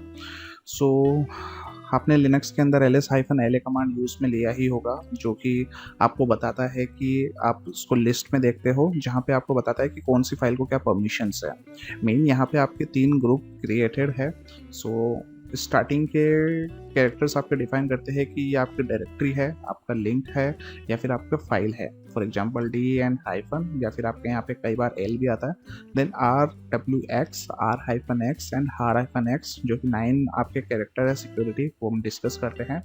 यहाँ पे आपके आपके शो करता है कि ओनर कौन है, देन ग्रुप कौन है जिनको स्पेशल परमिशंस मिली हुई है, टोटल साइज क्या है।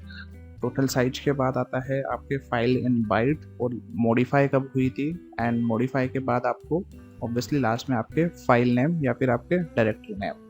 सो इनको स्पेसिफिक तरीके से देखते हैं। सो जैसे आप देख सकते हैं DRWXR-XR-X। सो इसको अगर कैटेगराइज करते हैं, सो दैट्स मीन आपके hyphen stands for file, D stands for directory and L stands for link. So आप इजीली आइडेंटिफाई कर सकते हैं यहाँ से देख के कि हाइफन T और L से कि फाइल है, डायरेक्टरी है, या फिर आपकी लिंक है। देन आपके 9 कैरेक्टर्स डिफाइन करते हैं आपके read, write and execute. Main R stands for read, W stands for write and X stands for execute. Now 3-3 के पेयर में आपके 3 ग्रुप्स में बटे हुए हैं। फर्स्ट ग्रुप है ओनर, सेकंड ग्रुप है ग्रुप, एंड थर्ड है यूजर या फिर अदर्स का। जैसे कि एक तो हो गया आपके रूट परमिशंस के साथ, सो आपके ओनर हो गया। देन एक ग्रुप परमिशंस के साथ जिनको स्पेशल परमिशंस मिली हुई है, और एक simple user permission. So for example अगर मैं फर्स्ट वाली फाइल की फर्स्ट वाली डायरेक्टरी देखता हूँ, सो यहाँ पे मुझे रीड और एग्जीक्यूट की परमिशंस है इन यूजर ग्रुप में, इन यूजर एंड ग्रुप के अंदर मुझे परमिशंस मिली हुई है रीड और एग्जीक्यूट की, same as user. And root के साथ मुझे मिला हुआ है read, write and execute. Mean मेरे पास फुल परमिशंस है कि एज अ रूट मैं इस फाइल के अंदर पूरे चेंजेस कर सकता हूँ। नाउ इसको और समझने के लिए हम लोग देखते हैं इसका symbolic method. So symbolic method में हम लोग यूज़ में लेते हैं CH mode. Main change mode मतलब कि आप परमिशंस चेंज कर रहे होते हैं। सो हु, व्हाट और विच, और जिसकी ये फाइल है। सो हु रिप्रेजेंट करता है आपको कि आप यूज़र का, ग्रुप का, या फिर अदर का, ऑल का। सो उन्हीं के बेसिस पे आपके ऑप्शन है UGOA। देन व्हाट, आप क्या चेंज करना चाहते हैं। सो यहाँ पे आप स्पेसिफाई कर सकते हैं कि ऐड, रिमूव और सेट एक्सेप्ट एंड विच, कौन सा। मेन आपको रीड की परमिशंस देनी है, राइट की परमिशंस देनी है, या फिर एग्जीक्यूट की परमिशंस देनी है। So for example CH mod UZ + RW and then file.txt, जहाँ पे U और G आपको बता देता है कि आप यूजर और ग्रुप का चेंज करना चाहते हो, ऐड कर रहे हो जिसपे रीड और राइट की परमिशंस, और फाइल का नाम है file.txt। आपने और एग्जांपल्स देखे होंगे, तो इसको और थोड़ा इजी कर देते हैं with the help of numeric methods. So numeric methods में आप समझ जाएंगे। सो जैसे 0 की वैल्यू यहाँ पे 000 है, जिसमें 1 ऐड करता हूँ तो 1, देन 1 ऐड करते हैं तो बाइनरी के अंदर 10, देन 11, देन 100, 101, 110 एंड 111। सो यहाँ के बेसिस पे भी हो सकता है। नाउ अगर मैं 0 की बात करता हूँ, सो मेन यहाँ पे अभी मुझे कोई परमिशंस नहीं है। अगर 1 की बात करता हूँ, सो यहाँ पे मुझे सिर्फ एक एग्जीक्यूट की परमिशंस दे रही है, दैट्स मीन 001। देन 2 में -W हाइफन। सो ऐसे सोन आपकी ये टेबल क्रिएटेड है। नाउ अगर मैं हाइफन हाइफन करता हूँ, this is none execute, then number 2 for write, number 3 for write and execute, number 4 for read, number 5 for read and execute, number 6 read and write, number 7 read write and execute. तो आपने बहुत बार देखा होगा कि full permissions देने के लिए आप लोग यूज में लेते हैं C H mod and then 777, that's mean आपको रीड राइट और एग्जीक्यूट की यहाँ पे परमिशंस हो गई। सो ये तो था basic permissions Linux permission system. But special permission systems में होता क्या है, जहाँ पे हम लोग डिफरेंट डिफरेंट टाइप की चीज़ें देखते हैं। सो स्पेशल परमिशंस के अंदर आता है आपका फोर्थ एक्सेस लेवल, जो कि आपको ऐड कर देता है परमिशंस यूजर के, ग्रुप की और अदर की। जो भी आपकी स्पेशल परमिशंस होती है वो डिपेंड्स करती है उनके प्रिविलेज पे, उनके स्टैंडर्ड परमिशन सेट्स पे, जैसे कि इनके नाम दिए हुए। सो फर्स्ट ऑफ ऑल आता है अपना एस यू आई डी। सो इसको डिवाइड कर देते हैं कि यूज़र प्लस एस मेन आपकी स्पेशल परमिशंस है। सो एस यू आई डी जहाँ पे आपको रूट के अंदर सारी इंफॉर्मेशंस मिलती है एक्सेस लेवल की, जहाँ पे आप डायरेक्टली उन परमिशंस को एक्सेस कर सकते हैं। So a file with S U I D always execute as the user who owns the file. So इसका हम लोग एक एग्जाम्पल देख लेते हैं। सो एग्जाम्पल देखने के लिए मैं यहाँ पे सिंपल मेरा काले लिनक्स ऑन कर लेता हूँ। सो इसके एग्जाम्पल के लिए जैसे यूज़र बिन पासवर्ड जो फाइल है वो आपके आपके एस यू आई डी आती है। सो फॉर एग्जाम्पल अगर मैं सी डी डाउनलोड्स डॉक्यूमेंट्स करता हूँ और L S hyphen L A करता हूँ यहाँ पे, सो यू कैन सी DRWXR, यहाँ पे आपको यही सारी चीज़ें शो हो रही है। मैंने आपको यहाँ पे स्पेशल परमिशंस नहीं मिल रही है।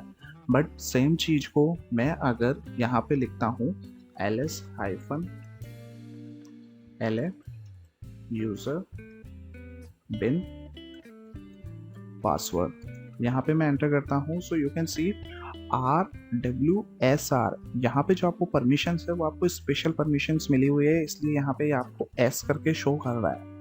जबकि आप पहले वाले देखोगे तो यहाँ पे आपको ऐसा कुछ लिखा हुआ नहीं आता। दैट्स मीन यहाँ पे आप आइडेंटिफाई कर सकते हैं कि स्पेशल परमिशंस क्या है इसकी। सो यूजर बिन पासवर्ड आपकी स्पेशल परमिशंस के साथ आता है फॉर द SUID। सेम चीज अगर मैं SGID के बारे में देखता हूँ, सो सेम ऐसे ही आपके शो करता है, जहाँ पे आपको डिनोट कर देगा। एंड थर्ड होता है आपका स्टिकी बिट्स। सो स्टिकी बिट्स आप लोग ने बहुत बार कॉमनली देखा होगा कि हम लोग सारी चीज़ें टेम्प के अंदर ही कर रहे होते हैं। तो टेम्प के अंदर करने का कारण क्या होता है? सो फॉर एग्जांपल जैसे मैं यहाँ पे ls hyphen LA and then TMP। So आप TMP के अंदर देखते हो तो यहाँ पे आपको स्टिकी का T यहाँ पे आपको शो कर देता है। दैट्स मीन ये जो आपका फोल्डर है ये आपके स्पेशल परमिशंस के है, जो कि स्टिकी बिट्स से बेसिस पे है। सो नेक्स्ट करके देख लेते हैं जहाँ पे आपको इजीली समझ में आ जाएगा। सो फर्स्ट है आपका RWS, तो यहाँ पे आपको SUID करके शो कर देगा। एंड सेकंड है RWS, जहाँ पे आपको ग्रुप के अंदर GUID शो कर देगा। एंड थर्ड है आपका RWT, जहाँ पे आपको स्टिकी बिट शो कर देता है। तो अगर आपको इस टाइप की परमिशंस दिखती है, दैट्स मीन ये आपका फोर्थ एक्सेस लेवल है परमिशंस का, जो कि इनको स्पेशल परमिशंस मिली हुई है इधर SUID, GUID और sticky bit. So this is the simple for Linux permissions. So in chapter 6 we are going to discussing about that extensions कि आप extensions के साथ कैसे कैसे उसके यूज में ले सकते हैं। सो एक्सटेंशंस होते हैं बेसिकली फाइल के आगे की फाइल किस टाइप की है, जैसे .txt दैट्स मीन आपके डॉक्यूमेंट से रिलेटेड, दैट CSV आपके कॉमन सेपरेट वैल्यू, या फिर आपके एक्सेल से रिलेटेड .exe एग्जीक्यूटेबल जो जनरली आप लोग विंडोज़ ऑपरेटिंग सिस्टम के अंदर देखते हैं। सो एक्सटेंशंस के अंदर आप लोग कैसे कैसे तरीके से कमांड्स यूज़ में ले सकते हैं, कैसे पैकेजेस को इंस्टॉल करते हैं और कौन सा पैकेज कैसे यहाँ पे सेटअप किया जाता है। सो इसके लिए हम लोग फिर से हमारे वर्चुअल बॉक्स में आते हैं। एंड वर्चुअल बॉक्स पे आने के बाद यहाँ पे मेरे पास कुछ एक फाइल्स है। मैं अगर सिंपल ls कमांड करता हूँ, सो वी कैन सी यहाँ पे कुछ एक फाइल से लाइक case1.txt, case2.csv। नाउ यहाँ पे आप different different type of extensions देख सकते हैं, जैसे प्रेजेंटेशन, टेक्स्ट, या फिर केस सेंसिटिव के अंदर यहाँ पे कैपिटल्स के अंदर है डॉट सिप फाइल, डॉट टार और डॉट डीईबी। सो जैसे कि अब अभी हम लोग डेबियन यूज़ में ले रहे हैं, उबंटू ऑपरेटिंग सिस्टम। सो उबंटू के अंदर जब भी आपको कोई सॉफ्टवेयर इंस्टॉल करना होता है, सो या तो आप apt-get इंस्टॉल करके कर सकते हैं, जैसा कि हमने प्रीवियस वीडियोस में भी देखा था। बट अगर कोई ऐसा पैकेज है जो आपके लिनक्स रेपोजिटरी में नहीं है, सो उसे सेटअप करने के लिए आपको यहाँ से डाउनलोड करना होगा। डाउनलोड करने के लिए आप सिंपली वेबसाइट पे जा सकते हैं किसी भी, और सर्च कर सकते हैं कि is it available for that Linux operating system. So वहाँ पे आपके पास ऑप्शन होगा कि 64 बिट का, और यहाँ पे बट अगर आप कंफ्यूजन में हो, सो यहाँ पे आप यूज़ में लेंगे uname-a। सो uname-a करने के बाद आपको बताएगा कि Linux 6.527 generic Ubuntu SMP, and यहाँ पे आपके आता है 8664। सो अगर आपको देखना है कि किस बिट का ऑपरेटिंग सिस्टम आप यूज़ में ले रहे हैं, सो आप uname-a से देख सकते हैं। नाउ डीबी को यूज़ करने के लिए यहाँ पे मैं यूज़ में लूँगा, फर्स्ट ऑफ ऑल मैं इसको कन्वर्ट कर लेता हूँ मेरे रूट यूज़र में। So we can see that मैं यहाँ पे रूट यूज़र पे आ गया हूँ, and then dpkg-i, that's mean मैं Debian and then package. So Debian package में कर रहा हूँ -i for installation, and then आपके पैकेज का नाम। सो टीम व्यूअर मुझे यहाँ पे इंस्टॉल करना है, और इसके बाद सिंपली लिख देते हैं एंटर। एंटर करने के बाद previously unselected package team viewer preparing for to unpacking. So एक टाइप का आपके कंप्रेशन वाला एक मेथड यूज़ में लेता है। जैसे ही आप उसे एक्सट्रैक्ट करेंगे, सो एक्सट्रैक्ट करने के बाद you can see that unpacking TeamViewer and processing triggered while processing, let's check that TeamViewer, yes we can see that TeamViewer यहाँ पे हमारे पास इंस्टॉल हो चुका है। नाउ अगर इसके अलावा डिफरेंट टाइप ऑफ मैं एक्सटेंशंस की बात करता हूँ, लेट्स से अगर मुझे फिल्टर आउट करना है, अगर मैं सिंपल ls कमांड देखता हूँ, सो यहाँ पे मैं सिंपली यूज़ में लूँगा ls and then let's say asterisk and dot. अब यहाँ पे आप सिंपली कमांड्स जैसे आपको फिल्टर आउट करना है, लेट्स से मुझे चाहिए txt एंड csv। सो मैंने यहाँ पे ब्रैकेट्स के अंदर txt और csv लिखा, एंटर करते हैं। नाउ यू कैन सी यहाँ पे मेरे पास फिल्टर आउट होके that.txt और csv फाइल्स यहाँ पे आ गई है। सो जैसा मैंने एक्सटेंशन दिया था, वैसे ही एक्सटेंशन मेरे पास यहाँ पे आ चुके हैं।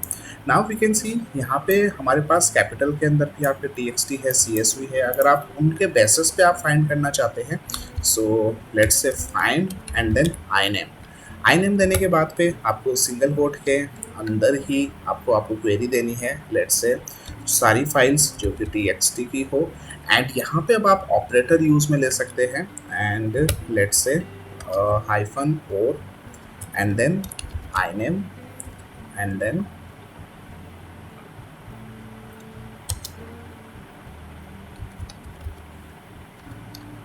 csv। एंटर करने के बाद पे यू कैन सी यहाँ पे हम मेरे पास जो इसने सर्च किया है वो txt, मतलब अब मेरे पास कैश सेंसिटिव वाली चीज़ें नहीं आई है। सो यहाँ पे हम लोग फाइंड कमांड यूज़ में ले सकते हैं, जहाँ पे मैंने इसको रेस्ट्रिक्ट कर दिया था .txt से, दैट्स मीन .txt, और यहाँ पे मैंने एक ऑपरेटर यूज़ में लिया, और जैसा कि आपने पढ़ा भी होगा और ऑपरेटर और एंड ऑपरेटर।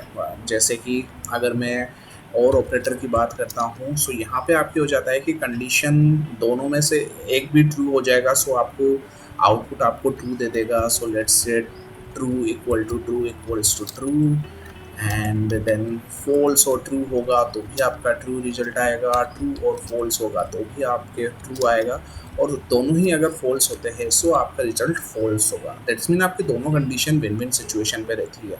सेम चीज़ अगर मैं एंड ऑपरेटर की बात करता हूँ, सो एंड ऑपरेटर के अंदर एक भी ट्रू होगा तो मतलब एक भी फॉल्स होगा तो उसका आंसर हमेशा फॉल्स ही होगा। दैट्स मीन हमने यहाँ पे और ऑपरेटर यूज़ में लिया है ताकि दोनों कंडीशन यहाँ पे मेरे पास ट्रू हो। सो वी कैन सी यहाँ पे .txt और csv दोनों फाइल्स हम यहाँ पे चेक कर सकते हैं बिना किसी कैश सेंसिटिव के। नाउ जैसे हमने यहाँ पे सेटअप का देखा, और यहाँ पे कुछ एक फाइल्स हम लोग देख लेते हैं।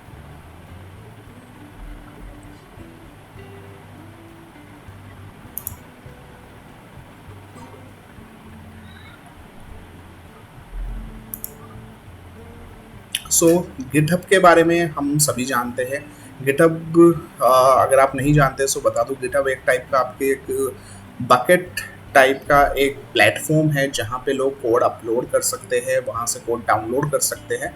जहाँ पे जैसे अगर मल्टीपल यूजर्स है, सो मल्टीपल यूजर्स एक साथ कोड क्रिएट करते हैं। जैसे डेटाबेस का डेवलपर अलग होगा, फ्रंट एंड का अलग होगा, बैक एंड का अलग होगा। सो बड़ी टीम वाले क्या करते हैं, एक बकेट लेके रखते हैं जैसे गिटहब, और वहाँ पे सारा का सारा कोड एक साथ सिंक करके रख देते हैं। इसके अलावा जो फ्रीलांसर है या फिर जो ओपन सोर्स कम्युनिटी है, वो वहाँ पे अपने कोड को अपलोड करके रखती है ताकि लोग उसे यूज़ में ले सके। सो जैसे मैंने यहाँ पे सर्च किया कि सिंपल बैश स्क्रिप्ट, सो यहाँ पे इस यूज़र ने, जो यूज़र नेम दिख रहा है, उसने मल्टीपल फाइल्स अपलोड कर रखी होगी जहाँ पे एक फोल्डर है that's mean simple bash script. Now यहाँ पे we can see that scripts, and तो यहाँ पे आप addition, affect, archive and encrypt ऐसे करके आपके पास मल्टीपल स्क्रिप्ट है। बट उसको एग्जीक्यूट करने के लिए मेरे पास है कैलकुलेटर डॉट एस एच, जो कि 4 इयर्स पहले है। अपडेट के बाद यहाँ पे जैसे 3 इयर्स पहले था, 3 इयर्स पहले, और calculator that 4 years ago, that's mean यहाँ पे कुछ ना कुछ आपके अपडेट हुआ था इन फाइल्स के अंदर। एंड स्टार्ट करने के लिए यहाँ पे आपकी रीडमी फाइल दिख जाती है, एंड सेम चीज़ यहाँ पे भी आपको दिख जाता है readme dot M D file. और अब आपको गिटहब से कुछ भी स्क्रिप्ट लेनी हो, दैट्स मीन इसका एक्सटेंशन अलग है। सो मैं जैसे कोड पे आता हूँ, सो कोड पे आने के बाद you can see that dot git. So यहाँ पे आपको इस कॉपी यूआरएल क्लिपबोर्ड को कॉपी कर लेना है। सो यहाँ पे मेरे पास कॉपी हो गया, एंड देन फिर से टर्मिनल पे जाते हैं, एंड यहाँ पे स्क्रीन को क्लियर करने के लिए मैं प्रेस करता हूँ कंट्रोल एल, जैसा हमने स्टार्टिंग में देखा था। एंड देन यहाँ पे हम लोग करेंगे गेट क्लोन। सो गिट कमांड ऑलरेडी यहाँ पे इंस्टॉल होती है, नहीं होती तो आपको apt-get इंस्टॉल गिट करके कर लेना है। चेक करते हैं। सो यहाँ पे मैं करता हूँ गिट क्लोन, और जो भी आपने कमांड कॉपी की थी वेबसाइट से, गिटहब से, यहाँ पे करके करते हैं एंटर। सो मेरे पास आता है command get not found, that's mean हमें यहाँ पे इंस्टॉल करना होगा। So simply apt install get and reading packages and fix broken install. अगर आपके पास भी इस टाइप की एरर आती है, सो यहाँ पे आपको लिनक्स बाय डिफ़ॉल्ट बताता है कि कुछ एक यहाँ पे ब्रोकन फिक्स इंस्टॉलेशन के लिए है। सो आप सेम कमांड चला सकते हैं, लेट्स से broken install. Yes, that's mean Linux के अंदर कुछ अपग्रेडेशन की या फिर अपडेट की नीड थी। कई बार होता है अगर आप कुछ अपग्रेड कर रहे हो और सिस्टम आपका रीस्टार्ट हो जाए, सो वहाँ पे आपकी जो लिंक्स है वो ब्रोकन हो जाते हैं। सो लिनक्स आपको ये फैसिलिटी देता है यूज़ करने की इसको। So apt install get, yes, now we can see जो भी हमारे ब्रोकन लिंक्स थे वो यहाँ पे सही हो चुके हैं, और अब हमारा गेट इंस्टॉल हो गया।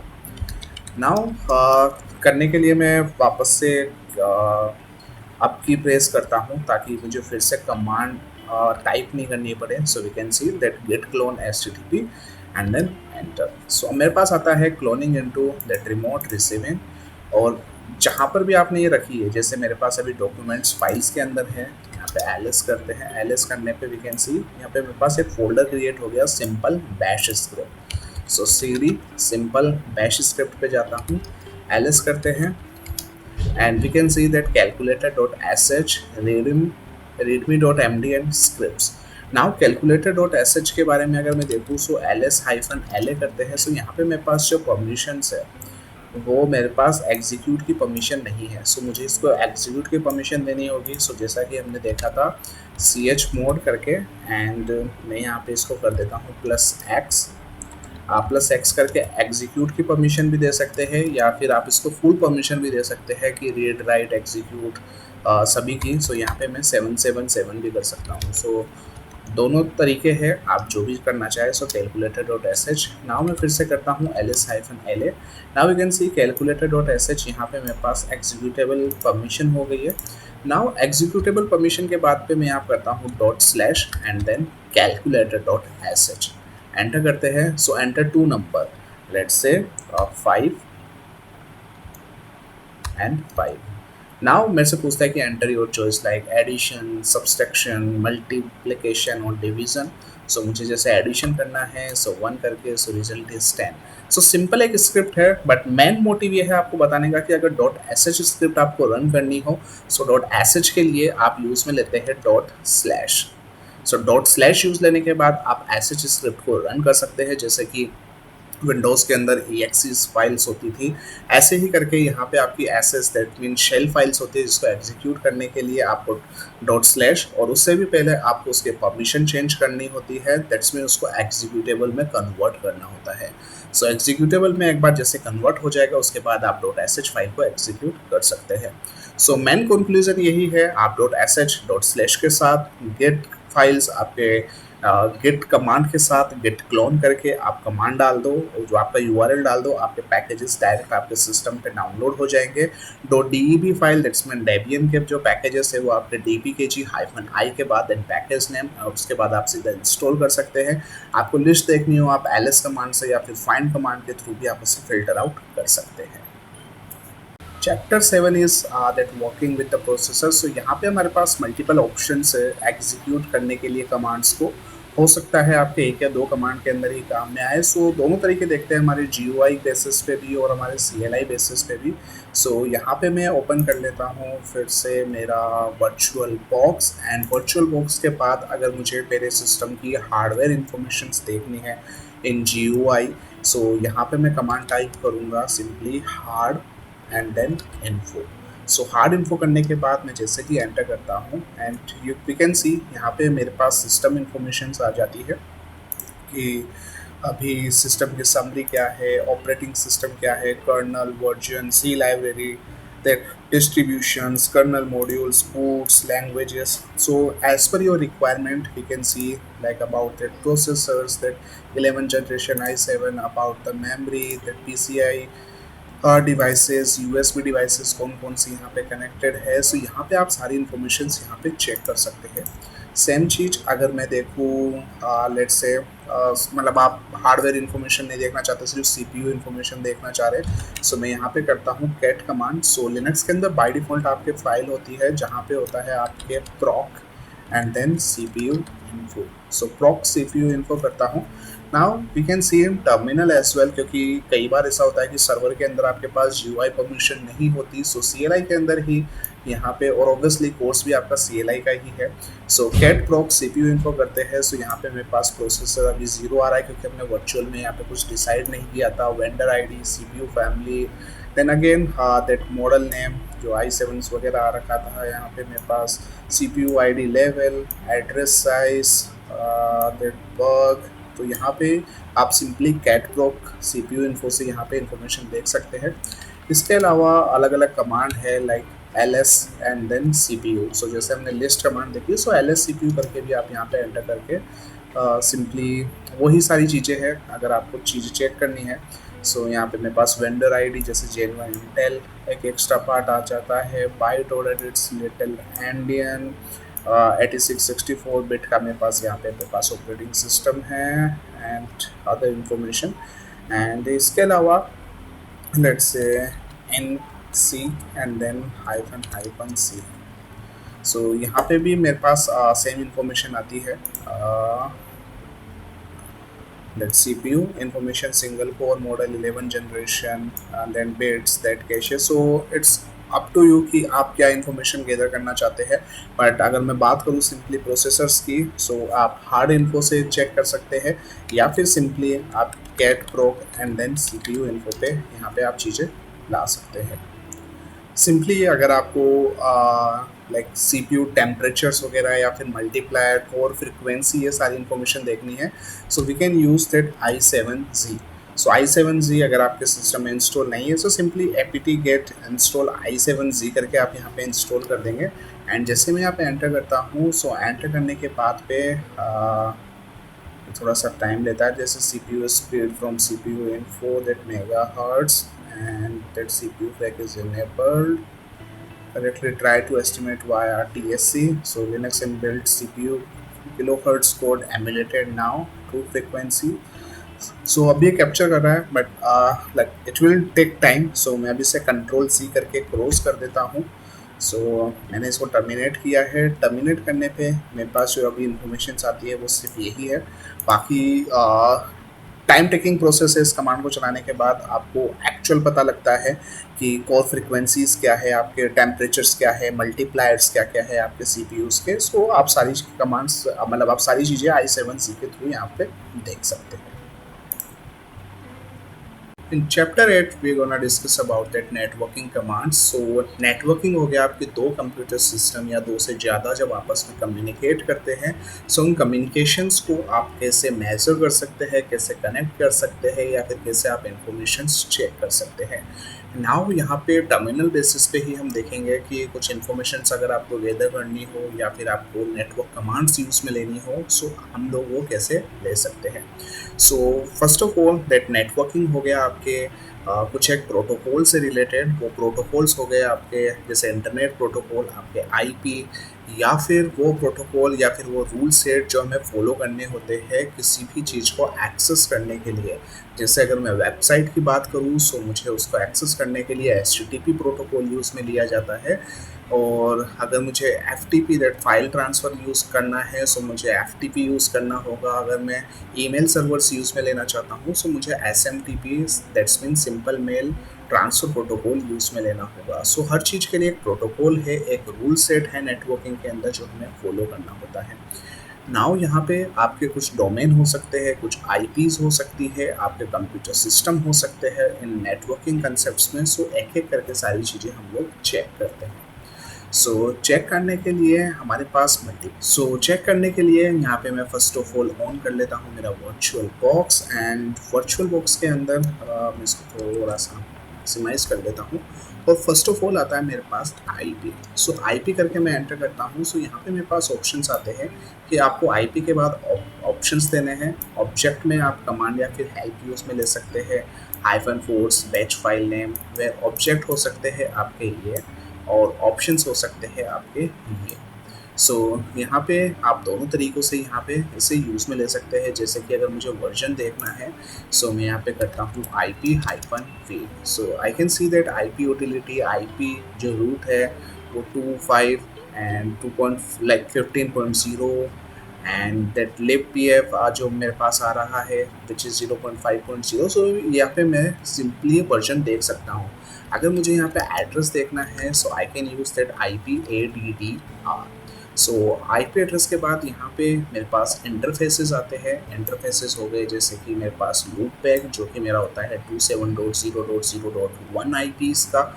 एंड एक इंटरफेस हो गया। आप इंटरफेस को ऐसे समझ सकते हैं कि आप किस तरीके से आप इंटरनेट या फिर नेटवर्क का एक्सेस ले रहे हैं। अगर आप जैसे ब्लूटूथ से कनेक्टेड हो, आप किसी वायर से कनेक्टेड हो, आप लैन वायर से कनेक्टेड हो, आप अपने मोबाइल से कनेक्टेड हो, वाईफाई से कनेक्टेड हो, सो जितने टाइप की आपकी कनेक्टिविटी हो सकती है उतने आपके इंटरफेसेस हो सकते हैं। बट जैसे कि अभी हम वर्चुअल बॉक्स यूज़ में ले रहे हैं, सो यहाँ पे मेरे पास जो कनेक्टिविटी है वो मेरे पास सिर्फ दैट्स मीन लैन वायर के थ्रू ही आ रही है, क्योंकि हमने इसको वर्चुअली कनेक्ट किया है। सो मैं यहाँ पे अभी जैसे लैन से कनेक्ट हूँ, और लैन से कनेक्ट होने के बाद जो मेरा ऑपरेटिंग सिस्टम है, जो मेरा होस्ट ऑपरेटिंग सिस्टम है, वो गेस्ट ऑपरेटिंग सिस्टम को इंटरनेट कनेक्टिविटी देता है ऐसे बता के कि मैं आपको वायर के थ्रू कनेक्ट करा रहा हूँ। सो यहाँ पे मैं देख सकता हूँ कि मेरे पास जो ईथरनेट आ रहा है दैट्स मीन वायर के थ्रू, और लूप बैक IP और आपके लूप बैक जो आपके इंटरफेस है वो तो आपके सभी के होता है फॉर इंटरनल कनेक्टिविटी के लिए। नाउ यहाँ पे आप IP को लाइक आप ऐड कर सकते हो, शो कर सकते हो, डिलीट कर सकते हो, फ्लश कर सकते हो। सो आपके पास मल्टीपल ऑप्शंस है। नाउ अगर मैं करता हूँ लेट्स से मुझे इंटरफेस की डिटेल्स चाहिए। सो इंटरफेस हो गया आपके LO एंड मेरे पास हो गया एक ये। सो मैं जैसे इस इंटरफेस को कॉपी कर लेता हूँ एंड देन करता हूँ IPADDR एंड शो, और इसके बाद मेरा इंटरफेस। सो इंटरफेस के बाद पे अब मुझे सिर्फ वही डिटेल्स दिखाई देगा, मतलब शो करेगा जिस इंटरफेस को मैंने यहाँ पे सेलेक्ट कर रखा है। सो ये था मेरा इंटरफेस से रिलेटेड। अगर मैं यहाँ पे लिंक की बात करता हूँ कि कोई भी आपके एडिशनल सब कमांड या फिर ऑप्शंस जो कि आपके नेटवर्क इंटरफेसेस की जो आपके लिंक शो करे, सो मैं यहाँ पे करता हूँ लेट्स से IP लिंक। सो IP लिंक के बाद पे मेरे पास लूप बैक और जो मेरे पास ईथरनेट वाला है वो मेरे पास यहाँ पे इंटरफेसेस यहाँ पे शो हो जाता है। एंड अगर मुझे रूट देखना है सो सिंपली मैं यहाँ पे करता हूँ IP route and show. So default via मेरे पास एक प्राइवेट IP आती है जो कि इसके बाद इंटरफेसेस पे आती है, DHCP मैट्रिक पे जाने के बाद पे ये मेरा एक सबनेट आता है, और सबनेट आने के बाद पे जब भी आप जैसे लिनक्स के बाद जब आप नेटवर्किंग की तरफ मूव ऑन करेंगे सो आपको बेटर अंडरस्टैंडिंग होगी IPs की। बट अभी हम चीज़ें सिर्फ देख रहे हैं आपकी आई मतलब कमांड से रिलेटेड कि आप कमांड लाइन में कैसे इसको आइडेंटिफाई कर सकते हैं। अगर नेक्स्ट कमांड पे चलते हैं IF कॉन्फ़िग। सो अगर आपको IP से रिलेटेड डिटेल्स चाहिए सो आप स्पेसिफिक IF कॉन्फ़िग ले सकते हैं। सेम विंडोज़ के लिए जैसे IP कॉन्फ़िग आता है, लिनक्स में आपके IF कॉन्फ़िग है। सो IF कॉन्फ़िग मेरे पास अभी नहीं है, so apt install and then net tools. So इसने मुझे खुद ही बता दिया कि कमांड IF कॉन्फ़िग यहाँ पे नहीं है इंस्टॉल, सो apt install net hyphen tools आपको सेटअप करना होगा। एंड देन थोड़ा सा मतलब छोटा सा पैकेज है, अभी हो जाएगा done. And then IF config, then enter. Now we can see that interfaces, that flags, internal IP which is 10.02.15, मेरा नेट मास्क एंड जो भी मुझे अदर डिटेल्स चाहिए मेरे इंटरफेसेस की या फिर मेरे लूपबैक IPs की। सो आप IF कॉन्फ़िग यहाँ पे यूज़ पे ले सकते हैं। और अगर आपको सारी चीज़ें समरी देखनी है so you can use that IF config-s। सो यहाँ पे जितने भी आपके एक्टिव नेटवर्क के इंटरफेसेस रन हो रहे हैं वो यहाँ पे आपको शो हो जाते हैं। नाउ वी कैन सी जैसे अभी तो यहाँ पे हमारे पास सिर्फ 2 ही ऑप्शंस है, बट अगर आपके पास मल्टीपल इंटरफेसेस होंगे तो यहाँ पे आपको सारे के सारे यहाँ पे शो कर देगा। एंड इसके बाद पे हम देखते हैं हमारी नई command which is our dig command. So जो हमारा डिग कमांड है वो आती है आपके डोमेन नेम सिस्टम के लिए, दैट्स मीन आपके DNS के लिए। सो ये आपकी इंफॉर्मेशंस को आइडेंटिफाई करती है आपके DNS रिकॉर्ड को। जैसे कि हम टारगेट करते हैं google.com को, सो डिग and then google.com। So in dig google.com के बाद वी कैन सी यहाँ पे मेरे पास जो डिटेल्स आती है कि that query and then authority section google.com, then NS4 मेरे पास अदर डिटेल्स DNS की उनके IP एड्रेसेस के साथ version 4 version 6 and then query time server and 18 April जो भी का टाइम आ रखा है। यहाँ पे मैंने जब सर्च किया था MSG साइज तो यहाँ पे मुझे सारी की सारी इंफॉर्मेशन यहाँ पे दिख रही है।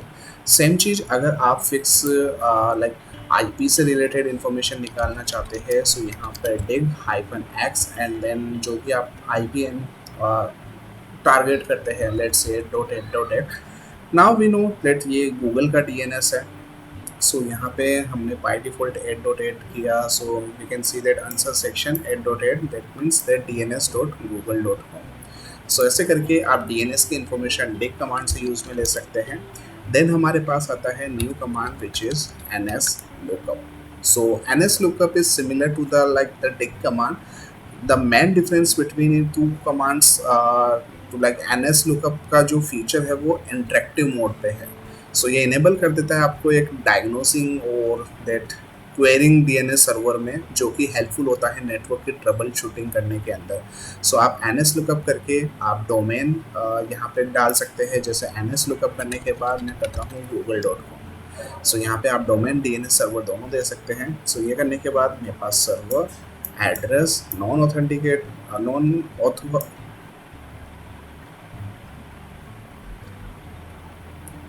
Non authoritative answers name address and then मेरे एड्रेसेस यहाँ पे मुझे शो कर देते हैं। सो ये आउटपुट है DNS रेजोल्यूशन का जो कि हमें NS लुकअप से मिला है।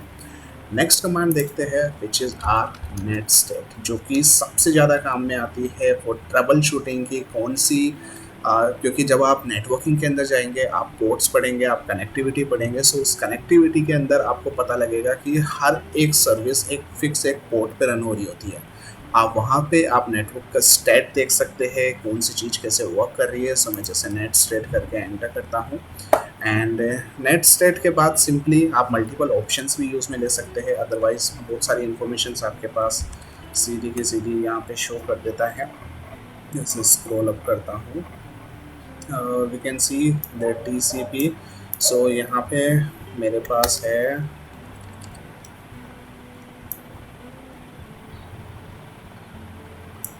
Let's say that Linux port number 38666। यहाँ पे मेरे पास जो फॉरेन एड्रेस आ रहा है HTTPS, दैट्स मीन मैंने कोई वेबसाइट यहाँ पे ओपन कर रखी है। सो ऑब्वियसली गिटहब से related details, and then again TCP जहाँ पे HTTPS प्रोटोकॉल से कनेक्शन एस्टेब्लिश्ड है, and then Linux boot PC जो कि गेटवे से यहाँ पे मेरे पास कनेक्टेड है, बट ये UDP के अंदर आ रहा है। अगेन आप नेटवर्किंग पार्ट में जाएंगे तो वहाँ पे आप बेटर अंडरस्टैंडिंग कर पाएंगे, बट कमांड आपके लिए नेट स्टेट है। और नेट स्टेट के अंदर अगर मैं स्पेसिफाई कर देता हूँ मेरे पास ऑप्शंस के, सो यहाँ पे जैसे मुझे TCP कनेक्शंस यहाँ पे लाइव देखने हैं, सो मैं करता हूँ नेट स्टेट एंड देन -80। सो यहाँ पे मेरे पास जो एस्टेब्लिश्ड कनेक्शन है TCP के, वो मैंने यहाँ पे स्पेसिफाई कर दिया कि all connection for the TCP। सो आप ऐसे करके नेट स्टेट यहाँ पे यूज़ में ले सकते हैं। इसके बाद पे जो कमांड है which is trace route. So networking के लिए like diagnostic tool like available है like in Linux, Mac OS और विंडोज़ के अंदर, जहाँ पे आप ट्रेस RT या फिर ट्रेस रूट की हेल्प से अलग अलग मतलब कमांड वही है, सिंटैक्स अलग हो जाते हैं ऑपरेटिंग सिस्टम के बेसिस पे। सो मैं अगर ट्रेस रूट करता हूँ, लेट्स से sudo we are already in sudo, so trace root and then -t and then let's say google.com। सो मेरे पास trace root यहाँ पे भी इंस्टॉल नहीं है, so apt install and then trace root।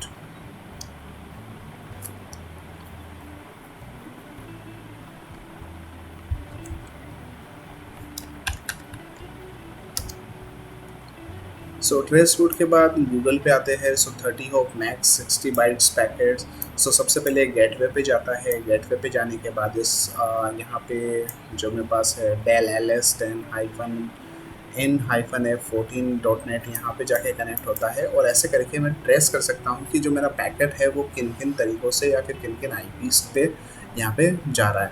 अगर मैं रैंडम ही चेक करूँ तो आप यहाँ पे कोई भी IP डाल सकते हो अगर आप किसी एक नेटवर्क पे हो। एंड अगर मुझे इस चीज़ की मुझे पाथ निकालनी है, so I can use that trace path as well. So trace path at google.com। So यहाँ पे सबसे पहले लोकल होस्ट पे कनेक्ट होता है, देन गेटवे पे जाने के बाद कोई रिप्लाई नहीं, देन अगेन गेटवे, और मेरे पास रिज्यूम हो जाता है PMTU 1500 पे। सो यूँ करके आप ट्रेस रूट के साथ ट्रेस पाथ देख सकते हैं। मेन मोटिव ये है कि जब भी आपके सिस्टम से google.com के रिक्वेस्ट आती है, सो वो किस पाथ के होते हुए जाता है। ऐसा नहीं है कि आपने सिंपल ब्राउज़र ओपन किया और ब्राउज़र ओपन करने के बाद आपको सीधा दिख गया, नहीं। यहाँ पे आपको सिंपली जो बैकएंड के अंदर जो चल रहा है नेटवर्किंग पार्ट के अंदर, वो समझना होगा कि सबसे पहले लूपबैक IP पे जाता है, देन गेटवे से कनेक्ट होता है, देन आपके दूसरे गेटवे से कनेक्ट होता है, क्योंकि अभी हम वर्चुअल बॉक्स में हैं। सो पहले तो वर्चुअल बॉक्स के गेटवे से, फिर मेरे होस्ट ऑपरेटिंग सिस्टम के गेटवे से, एंड देन उसके बाद मेरे राउटर के गेटवे से जाकर सीधा गूगल पे रिक्वेस्ट आती है। सो आप वहाँ से इस चीज़ को आइडेंटिफाई कर सकते हैं। सो यहाँ पे पाथ और रूट दोनों यहाँ पे चीज़ें चेक कर सकते हैं। सेम चीज़ अगर मैं इसकी होस्ट की इन्फॉर्मेशन निकालना चाहूँ, सो सिंपल आप होस्ट कमांड यूज़ में ले सकते हैं। लेट्स से होस्ट google.com। सो यहाँ पे google.com का एड्रेस आ जाता है IPv6 and mail is handled by the 10 smtp.google.com। जैसे हमने देखा था कि मेल के लिए हम जो प्रोटोकॉल यूज़ में लेते हैं विच इज़ SMTP। सो आप होस्ट से देख सकते हैं। आपको अपने सिस्टम की डिटेल्स चाहिए, सो यहाँ पे आप कर सकते हैं जैसे कि होस्ट नेम। सो होस्ट नेम में मेरे पास लिनक्स आ जाता है। इसके अलावा पिंग कमांड आती है जो कि नेटवर्क यूटिलिटी टेस्टिंग करने के लिए कि होस्ट इज़ रीचेबल और नॉट। सो सिंपली आप पिंग google.com करके चेक कर सकते हैं। अगर आपके पास रिक्वेस्ट आती है, सो यू कैन सी यहाँ पे मेरे पास कोई भी टाइम आउट या फिर मेरे पास पैकेज फेल नहीं होते हैं, दैट्स मीन मेरे पास ये सही वर्किंग कर रही है। सेम चीज़ आप IPs पे भी कर सकते हैं ट्राई कि ये मेरी रीचेबल है या नहीं। बट जैसे जैसे आप साइबर सिक्योरिटी के अंदर आगे जाते हैं, सो पिंग स्कैन को बंद कर दिया जाता है। सो पिंग स्कैन पे हमें रिलाय नहीं होना है कि पिंग अगर रिस्पॉन्स नहीं आ रहा दैट्स मीन आपकी IP डाउन है, ऐसा नहीं है। बहुत सारे तरीके हैं पिंग स्कैन को बाईपास करने के भी। एंड अगर सिंपली जैसे मैंने यहाँ पे ये सारी चीज़ें चलाई तो मल्टीपल यहाँ पे मेरे पास रिजल्ट शो होने लगे थे, लाइक कंटिन्यूस हम आने लग जाएंगे। बट अगर आपको स्पेसिफाई करना है so you can use that C and then कि मेरे पास 5 रिजल्ट्स के बाद पे यहाँ पे मुझे टर्मिनेट कर दे। सो -c5 google.com करके 1 2 3 4 एंड 5। सो ऐसे करके मेरे पास 5 टाइम इसने चेक किया और 5 के बाद इसने बंद कर दिया। बाय डिफ़ॉल्ट विंडोज़ के अंदर इसका जो सेट होता है which is 4। Now next command देखते हैं हम लोग which is again related to that network statistics. So जैसा हमने नेट स्टेट देखा था, बट नेट स्टेट से थोड़ा फास्ट आपके अल्टरनेटिव है which is SS. So hyphen SS करने के बाद मैं सिंपल यहाँ पे लिखता हूँ एलटीपी। मेरे पास जो भी लिसन जो पोर्ट हो रहे हैं वो मुझे यहाँ पे शो कर दे टीसीपी के। सो एंटर करते हैं। एंटर करने के बाद वी कैन सी दैट मेरी लूपबैग आईपी पे, देन लूपबैग आईपी के डोमेन अगेन आईपीपी। सो मेरे पास अभी सिर्फ इतनी ही डिटेल्स आ रही है क्योंकि मेरे पास अभी जो नेटवर्क है वो सिर्फ इसी कंप्यूटर सिस्टम का ही है। बट अगर आप प्रॉपर नेटवर्क के अंदर कनेक्ट होते हैं या फिर आपके जो सर्विसेज रन होगी आप उन सर्विसेज के बेसिस पे आइडेंटिफाई कर सकते हैं। जैसे अभी मुझे ये पोर्ट पता लगा है, जैसे 5939 पोर्ट मेरा ऑलरेडी कनेक्टेड है, दैट्स मीन यहाँ पे कोई सर्विसेज आपके रन हो रही है। इसके अलावा हम लोग देख सकते हैं दैट रूट कमांड इन जो कि लिनक्स के अंदर स्पेशलाइज कमांड है to displaying any configurations that routing table, क्योंकि राउटिंग टेबल को आइडेंटिफाई करना लाइक सबसे ज़्यादा मतलब लाइक इम्पोर्टेंट है। क्योंकि अगर आपको पता लग जाता है कौन सी चीज़ कैसे वर्क कर रही है सो आप सिंपल रूट करके देख कर सकते हैं। सो ये आपकी आईपी राउटिंग टेबल आ गई जिसमें आपका डेस्टिनेशन, गेटवे, आपका गेटवे मास्क, फ्लेक्स एंड आपका matrix, reference and users interfaces. So अभी मेरे पास इंटरफेसेस सिर्फ ये एक ही है जहाँ पे मेरे पास डिफ़ॉल्ट और मेरे पास आईपी और लिंक लोकल जैसे मेरी लूपबैक आईपी पे यहाँ पे मेरे पास कनेक्ट कर रखा है। नाउ आप आईपी टेबल के अंदर चेंजेस करके कोई सा भी जो आपका रिस्पॉन्स है उसको दूसरे रिस्पॉन्स पे आप कन्वर्ट करवा सकते हैं, दूसरे पे भेज सकते हैं। इसके अलावा एक इम्पोर्टेंट कमांड है विच इज़ iwconfig, जो कि कमांड शो करती है आपके वायरलेस नेटवर्क इंटरफेसेस को। सो iw करके अब जैसे हम वर्चुअल बॉक्स में है सो ऑब्वियसली मेरे पास यहाँ पे कोई वायरलेस कॉन्फ़िगरेशंस नहीं है। बट जैसे अगर आप एक्सटर्नल यूज़ में लेते हैं कोई वाईफाई अडेप्टर, सो वाईफाई अडेप्टर लगा के आपको यहाँ पे चीज़ें शो होती है जहाँ पे आप जो नेटवर्क इंटरफेसेस है उसको अप या डाउन या फिर जो भी आप सेट करना चाहो वो आप कर सकते हैं। नाउ नेटवर्किंग से अलग रिलेटेड जैसे मैं यहाँ पे एलएस करता हूँ, सो मेरे पास यहाँ पे फाइल पेंटेस्टिंग था, सो मैं mkdir करके करता हूँ कि वेबसाइट डाउनलोड। सो मैंने एक फोल्डर बनाया, सीडी वेबसाइट डाउनलोड्स पे जाते हैं। एलएस में मेरे पास यहाँ पे कुछ नहीं और मैं अब फाइल डाउनलोड करना चाहता हूँ, लेट्स से पूरी वेबसाइट डाउनलोड करना चाहता हूँ। So you can use that wget and then https and then google.com। So ऐसे करके मेरे पास यहाँ पे पूरी की पूरी फाइल आ जाती है। एलएस करने पे we can see that index.html। अब ये किस लिए आता है कि अगर आपके पास कोई जिप फाइल है या कोई exe फाइल है या फिर कोई लास्ट वाली फाइल है जहाँ पे आप डायरेक्टली फाइल मिल जाती है, जैसे .zip फाइल हो गई या फिर और .deb फाइल हो गई, अगर उसकी पूरी पाथ है और आप अपने सिस्टम पे डालना चाहते हो और आपके सिस्टम में GUI का एक्सेस नहीं है, so we can use that wget command. So wget command के थ्रू आप सिंपली फाइल को डाउनलोड कर सकते हैं, आप अपने सिस्टम के अंदर एक्सेस कर सकते हैं। देन अगेन इम्पोर्टेंट फाइल आती कमांड आती है आपके which is whois। So whois है आपके डोमेन नेम इंफॉर्मेशंस के लिए कि आप किसी भी डोमेन की इंफॉर्मेशंस निकाल सकते हैं। सो जैसे whois google.com एंटर करते हैं, apt install whois and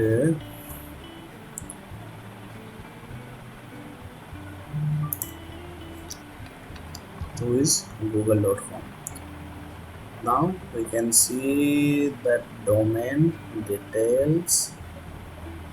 so domain name google.com, registry domain name whois server, registrar url, इन्होंने कहाँ से लिया है डोमेन, अपडेटेड डेट 2019 के अंदर इन्होंने अपडेट किया था, 2028 के अंदर ये वाला डोमेन एक्सपायर हो जाएगा, 97 से इन्होंने google.com ले रखा है। ऐसे करके आप मल्टीपल इंफॉर्मेशन चेक कर सकते हैं। आप चाहो तो आप वेबसाइट के थ्रू भी देख सकते हैं whois की, बट जैसा कि अब हम CLI देख रहे हैं तो सारी चीज़ें हम लोग CLI के अंदर ही यहाँ पे चेक करते हैं।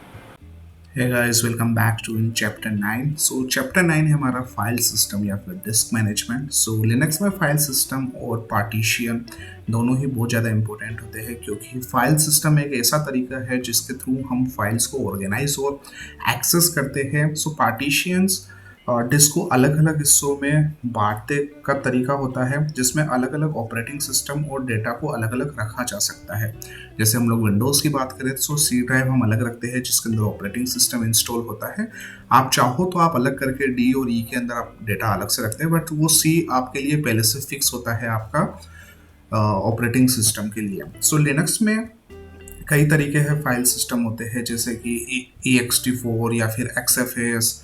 ये फाइल सिस्टम अलग अलग फीचर्स और परफॉर्मेंस के साथ में होते हैं। सो पार्टीशनिंग में हम डिस्क को अलग अलग पार्टीशंस के अंदर जब डिवाइड करते हैं, सो हर पार्टीशन को अलग एक फाइल सिस्टम और डेटा स्टोर करने का एक आपको चांस देता है। सो लिनक्स में हम यूजुअली एक रूट पार्टीशन जो कि हम देखते हैं जैसे हैश से या फिर स्लैश से, और कुछ और पार्टीशन जैसे कि स्लैश होम या फिर स्लैश वेयर और स्लैश टेम्प बनाते हैं।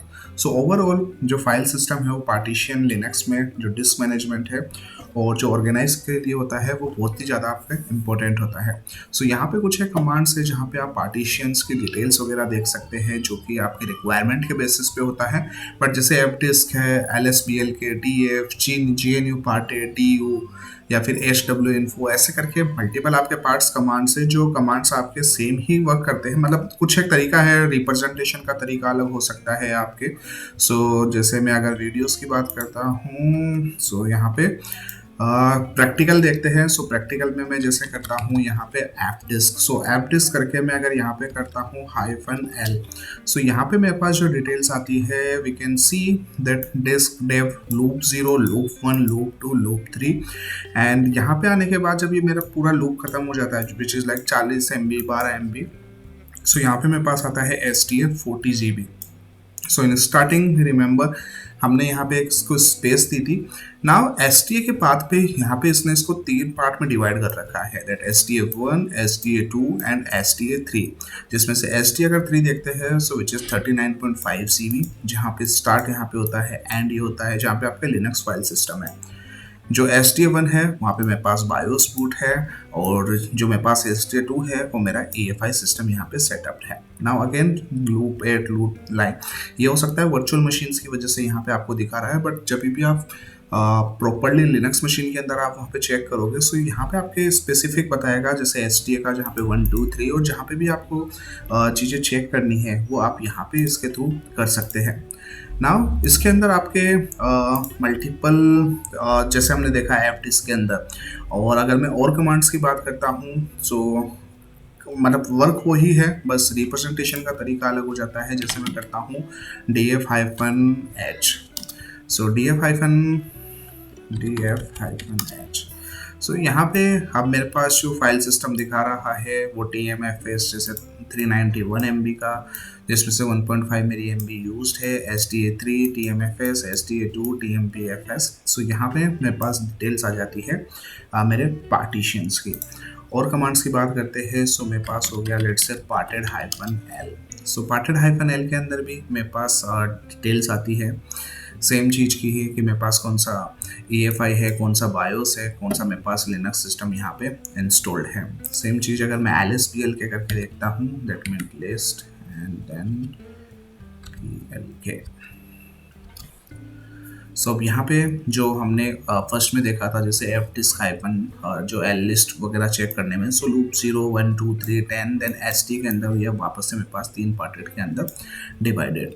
सो मल्टीपल कमांड्स हैं, आपको जो रिप्रेजेंटेशन सही लगता है। और सेम चीज़ अगर मुझे किसी चीज़ के अंदर एडिट करनी है, so we can use CF disk. So CF disk पे आने के बाद हमारा टर्मिनल चेंज हो जाता है एक एडिट टाइप के एक विजार्ड में, जिसे आप मतलब कीबोर्ड से बहुत चेंजेस कर सकते हैं अप एंड डाउन, और लेफ्ट राइट से we can choose like delete, resize, type, help, write और dump. So STA1 STA2 STA3 हालांकि अभी तो आपके ये काम में नहीं आएगा, बट अगर कुछ चेंजेस करने होते हैं आपको फाइल सिस्टम के अंदर, so you can use that command. So बाकी साइबर सिक्योरिटी के पॉइंट ऑफ व्यू से देखें सो आप सिर्फ इंस्टॉलेशंस वगैरह, मतलब आपको सिर्फ बेसिक्स पता होना चाहिए, फंडामेंटल्स क्लियर होने चाहिए कि अगर आपको कोई बोल दे कि dev S T A three के अंदर ये करना है, सो आप ब्लैंक ना हो जाए कि dev S T A three क्या है। आप एफ डिस से या फिर किसी भी कमांड से, सी एफ डिस से, डी एफ हाइफन एच से आप वहाँ पे सारी इंफॉर्मेशन यहाँ पे चेक कर सकते हैं। So welcome back to in chapter 10. So chapter 10 is for that user settings, जहाँ पे हम लोग देखेंगे कि आप मल्टीपल यूजर्स कैसे क्रिएट कर सकते हैं, ग्रुप्स कैसे क्रिएट कर सकते हैं। जैसे हमने लिस्ट या फिर एलएस कमांड के थ्रू देखा था, जहाँ पे आपके पास मल्टीपल यूजर्स थे, आपके पास नॉर्मल यूजर, रूट यूजर या फिर अलग अलग ग्रुप्स के। सो यहाँ पे हमारे पास मल्टीपल कमांड्स है। So let's try with that one by one. So यहाँ पे फर्स्ट ऑफ ऑल अगर मुझे यूजर ऐड करना है, सो उसके लिए कमांड है मेरे पास यूजर ऐड, एंड देन जो भी आपको यूजर नेम लिखना है, जैसे मुझे रखना है user one, then enter. Now यहाँ पे मेरे पास यूजर हो मतलब क्रिएट हो चुका है। अब मुझे इसका पासवर्ड चेंज करना है, सो that's mean PASSWD। So password के लिए आपको स्पेलिंग यही रखनी है, एक्चुअल पासवर्ड की स्पेलिंग यहाँ पे नहीं आती। And then user one. So यहाँ पे मेरे पास new password, so let's say Chandan and the retype again Chandan. So यहाँ पे जो यूजर वन का पासवर्ड है which is now Chandan, and Chandan यहाँ पे मेरे पास क्लिक हो चुका है। नाउ अगर मैं मल्टीपल मोड की बात करता हूँ, सो ये कमांड आपके यूज पे आएगी to modify that user account की प्रॉपर्टीज, जैसे कि आप यूजर नेम चेंज करते हैं होम डायरेक्टरी के यूजर्स के लिए। सो फर्स्ट ऑफ ऑल जैसे मैं करता हूँ user mod and then -L and then new user name मैं लिख लेता हूँ, जैसे user two and then user one. So यहाँ पे अब मैंने एक नया यूज़र क्रिएट करा यूज़र टू का, और यूज़र वन के बेसिस पे यहाँ पे मैंने मोड को चेंज कर दिया। नाउ इसके अंदर एक चीज़ और एक्स्ट्रा करने के लिए मैं करता हूँ यहाँ पे user mod then -D and then मैं कर लेता हूँ लेट्स से यूज़र टू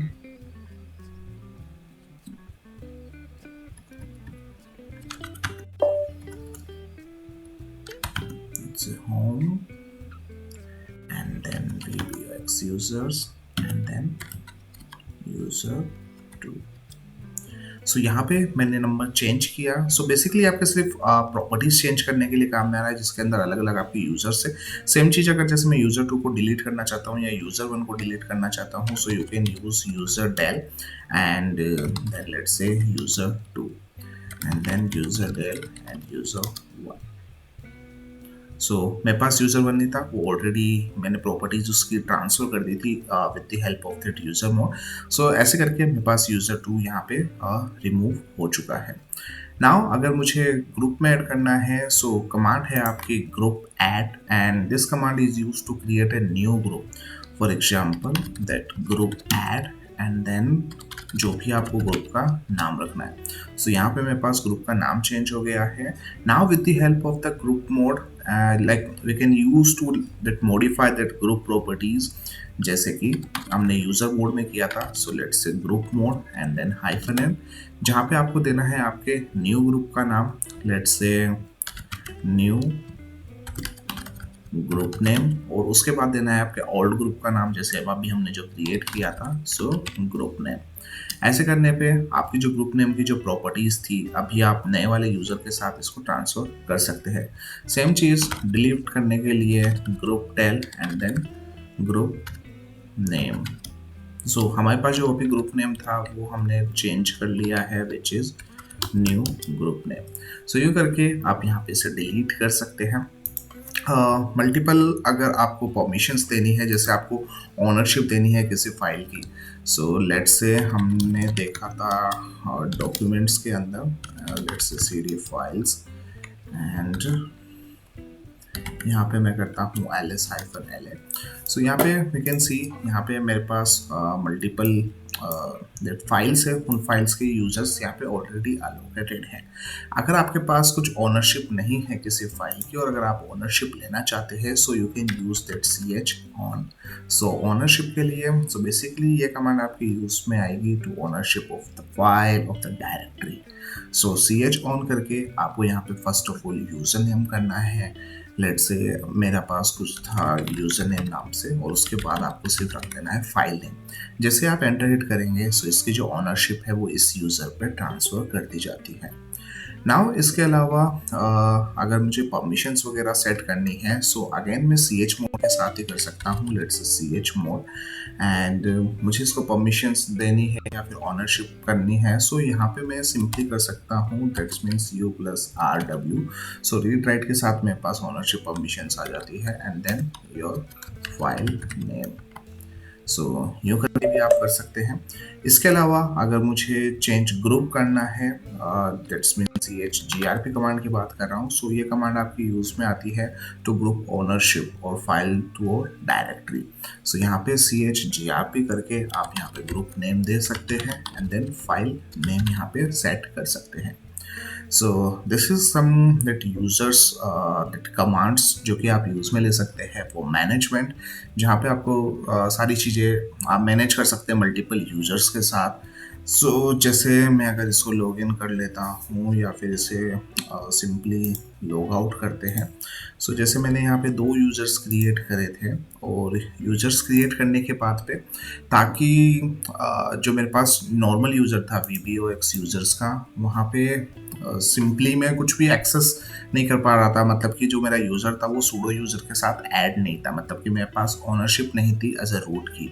सो ऐसे करके आप 2 यूज़र्स क्रिएट कर सकते हैं, 3 यूज़र्स क्रिएट कर सकते हैं, एंड क्रिएट करने के बाद पे आप जिससे चाहे आप उससे वहाँ पे लॉगिन कर सकते हैं। सो जैसे VBOX यूजर्स और एक pen test hint.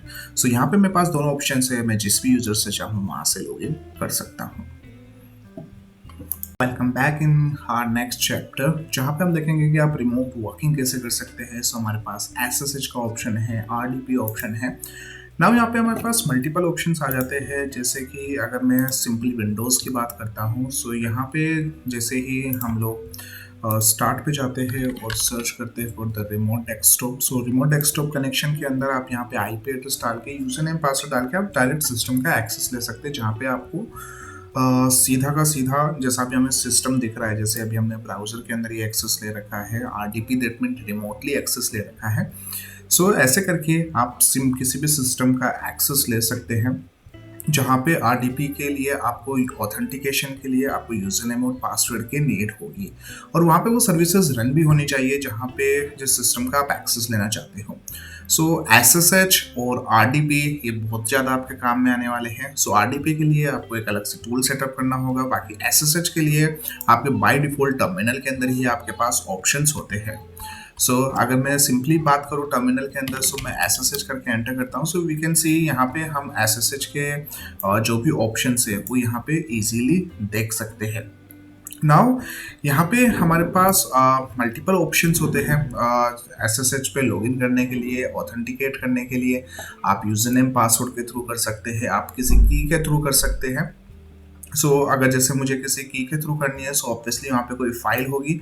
So we can use that -i और आइडेंटिटी फाइल। सो वहाँ पे जैसे आप फाइल की लोकेशन डालते हैं, सो अब आप उस की के थ्रू डायरेक्ट लॉगिन कर सकते हैं। बट जैसे अभी हमारे केस पे हमें लॉगिन करना है एक सिस्टम पे, सो सिस्टम का जो IP एड्रेस है उस IP एड्रेसेस के बेसिस पे लेट्स से मैं करता हूँ पिंग, ताकि मैं चेक कर सकूँ कि इसका रिस्पॉन्स आ रहा है नहीं आ रहा। सो वी कैन सी हमारे पास यहाँ पे जो रिस्पॉन्सेस है वो कंटिन्यू आ रहे हैं, दैट्स मीन हमारी IP लाइव है। नाउ लॉगिन करने के लिए मैं करता हूँ लेट्स से SSH और मेरा यूज़र नेम है इस पे tryhackme, एंड IP जो मैंने सेट की है विच इज़ 10.10.202 and 58। एंटर करने पे आता है the authenticity of the host, and उसके बाद पे ECDS की फिंगरप्रिंट, और are you sure you want to continue connecting, obviously. So मैं यहाँ पे करता हूँ इसे यस, एंड यहाँ पे मुझसे पूछता है पासवर्ड। सो मैं ऑथेंटिकेट करने के लिए यहाँ पे एंटर करता हूँ पासवर्ड एंड देन लॉगिन। जैसे एंटर करते हैं नाउ आई कैन सी मैं अभी किसी दूसरे सिस्टम, मतलब जैसे मैंने अभी यहाँ पे रिमोटली एक्सेस ले रखा है RDP के थ्रू, एंड देन फिर से ही मैंने अंदर भी एक SSH लिया है, जहाँ पे इस टर्मिनल के अंदर जो मेरे पास एक्सेस है, लेट्स से मैं करता हूँ IF config, सो अभी जो RDP ले रखा है वहाँ पे इसका नहीं है, IPDR भी नहीं है, IP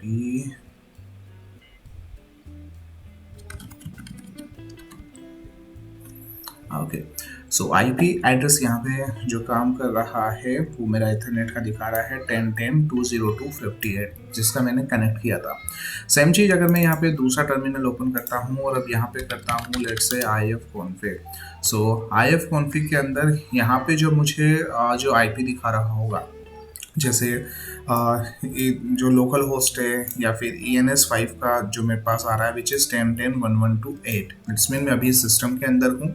एंड इसके बाद पे सिंपली मैं अगर SSH एक्सेस लेता हूँ, सो यहाँ पे SSH एक्सेस लेने के लिए मैंने simple SSH and then user name @ जो भी आपका टारगेट IP एड्रेस है वो आपको सिंपली एंटर करना है। उसके बाद आप सीधा SSH का एक्सेस ले सकते हैं।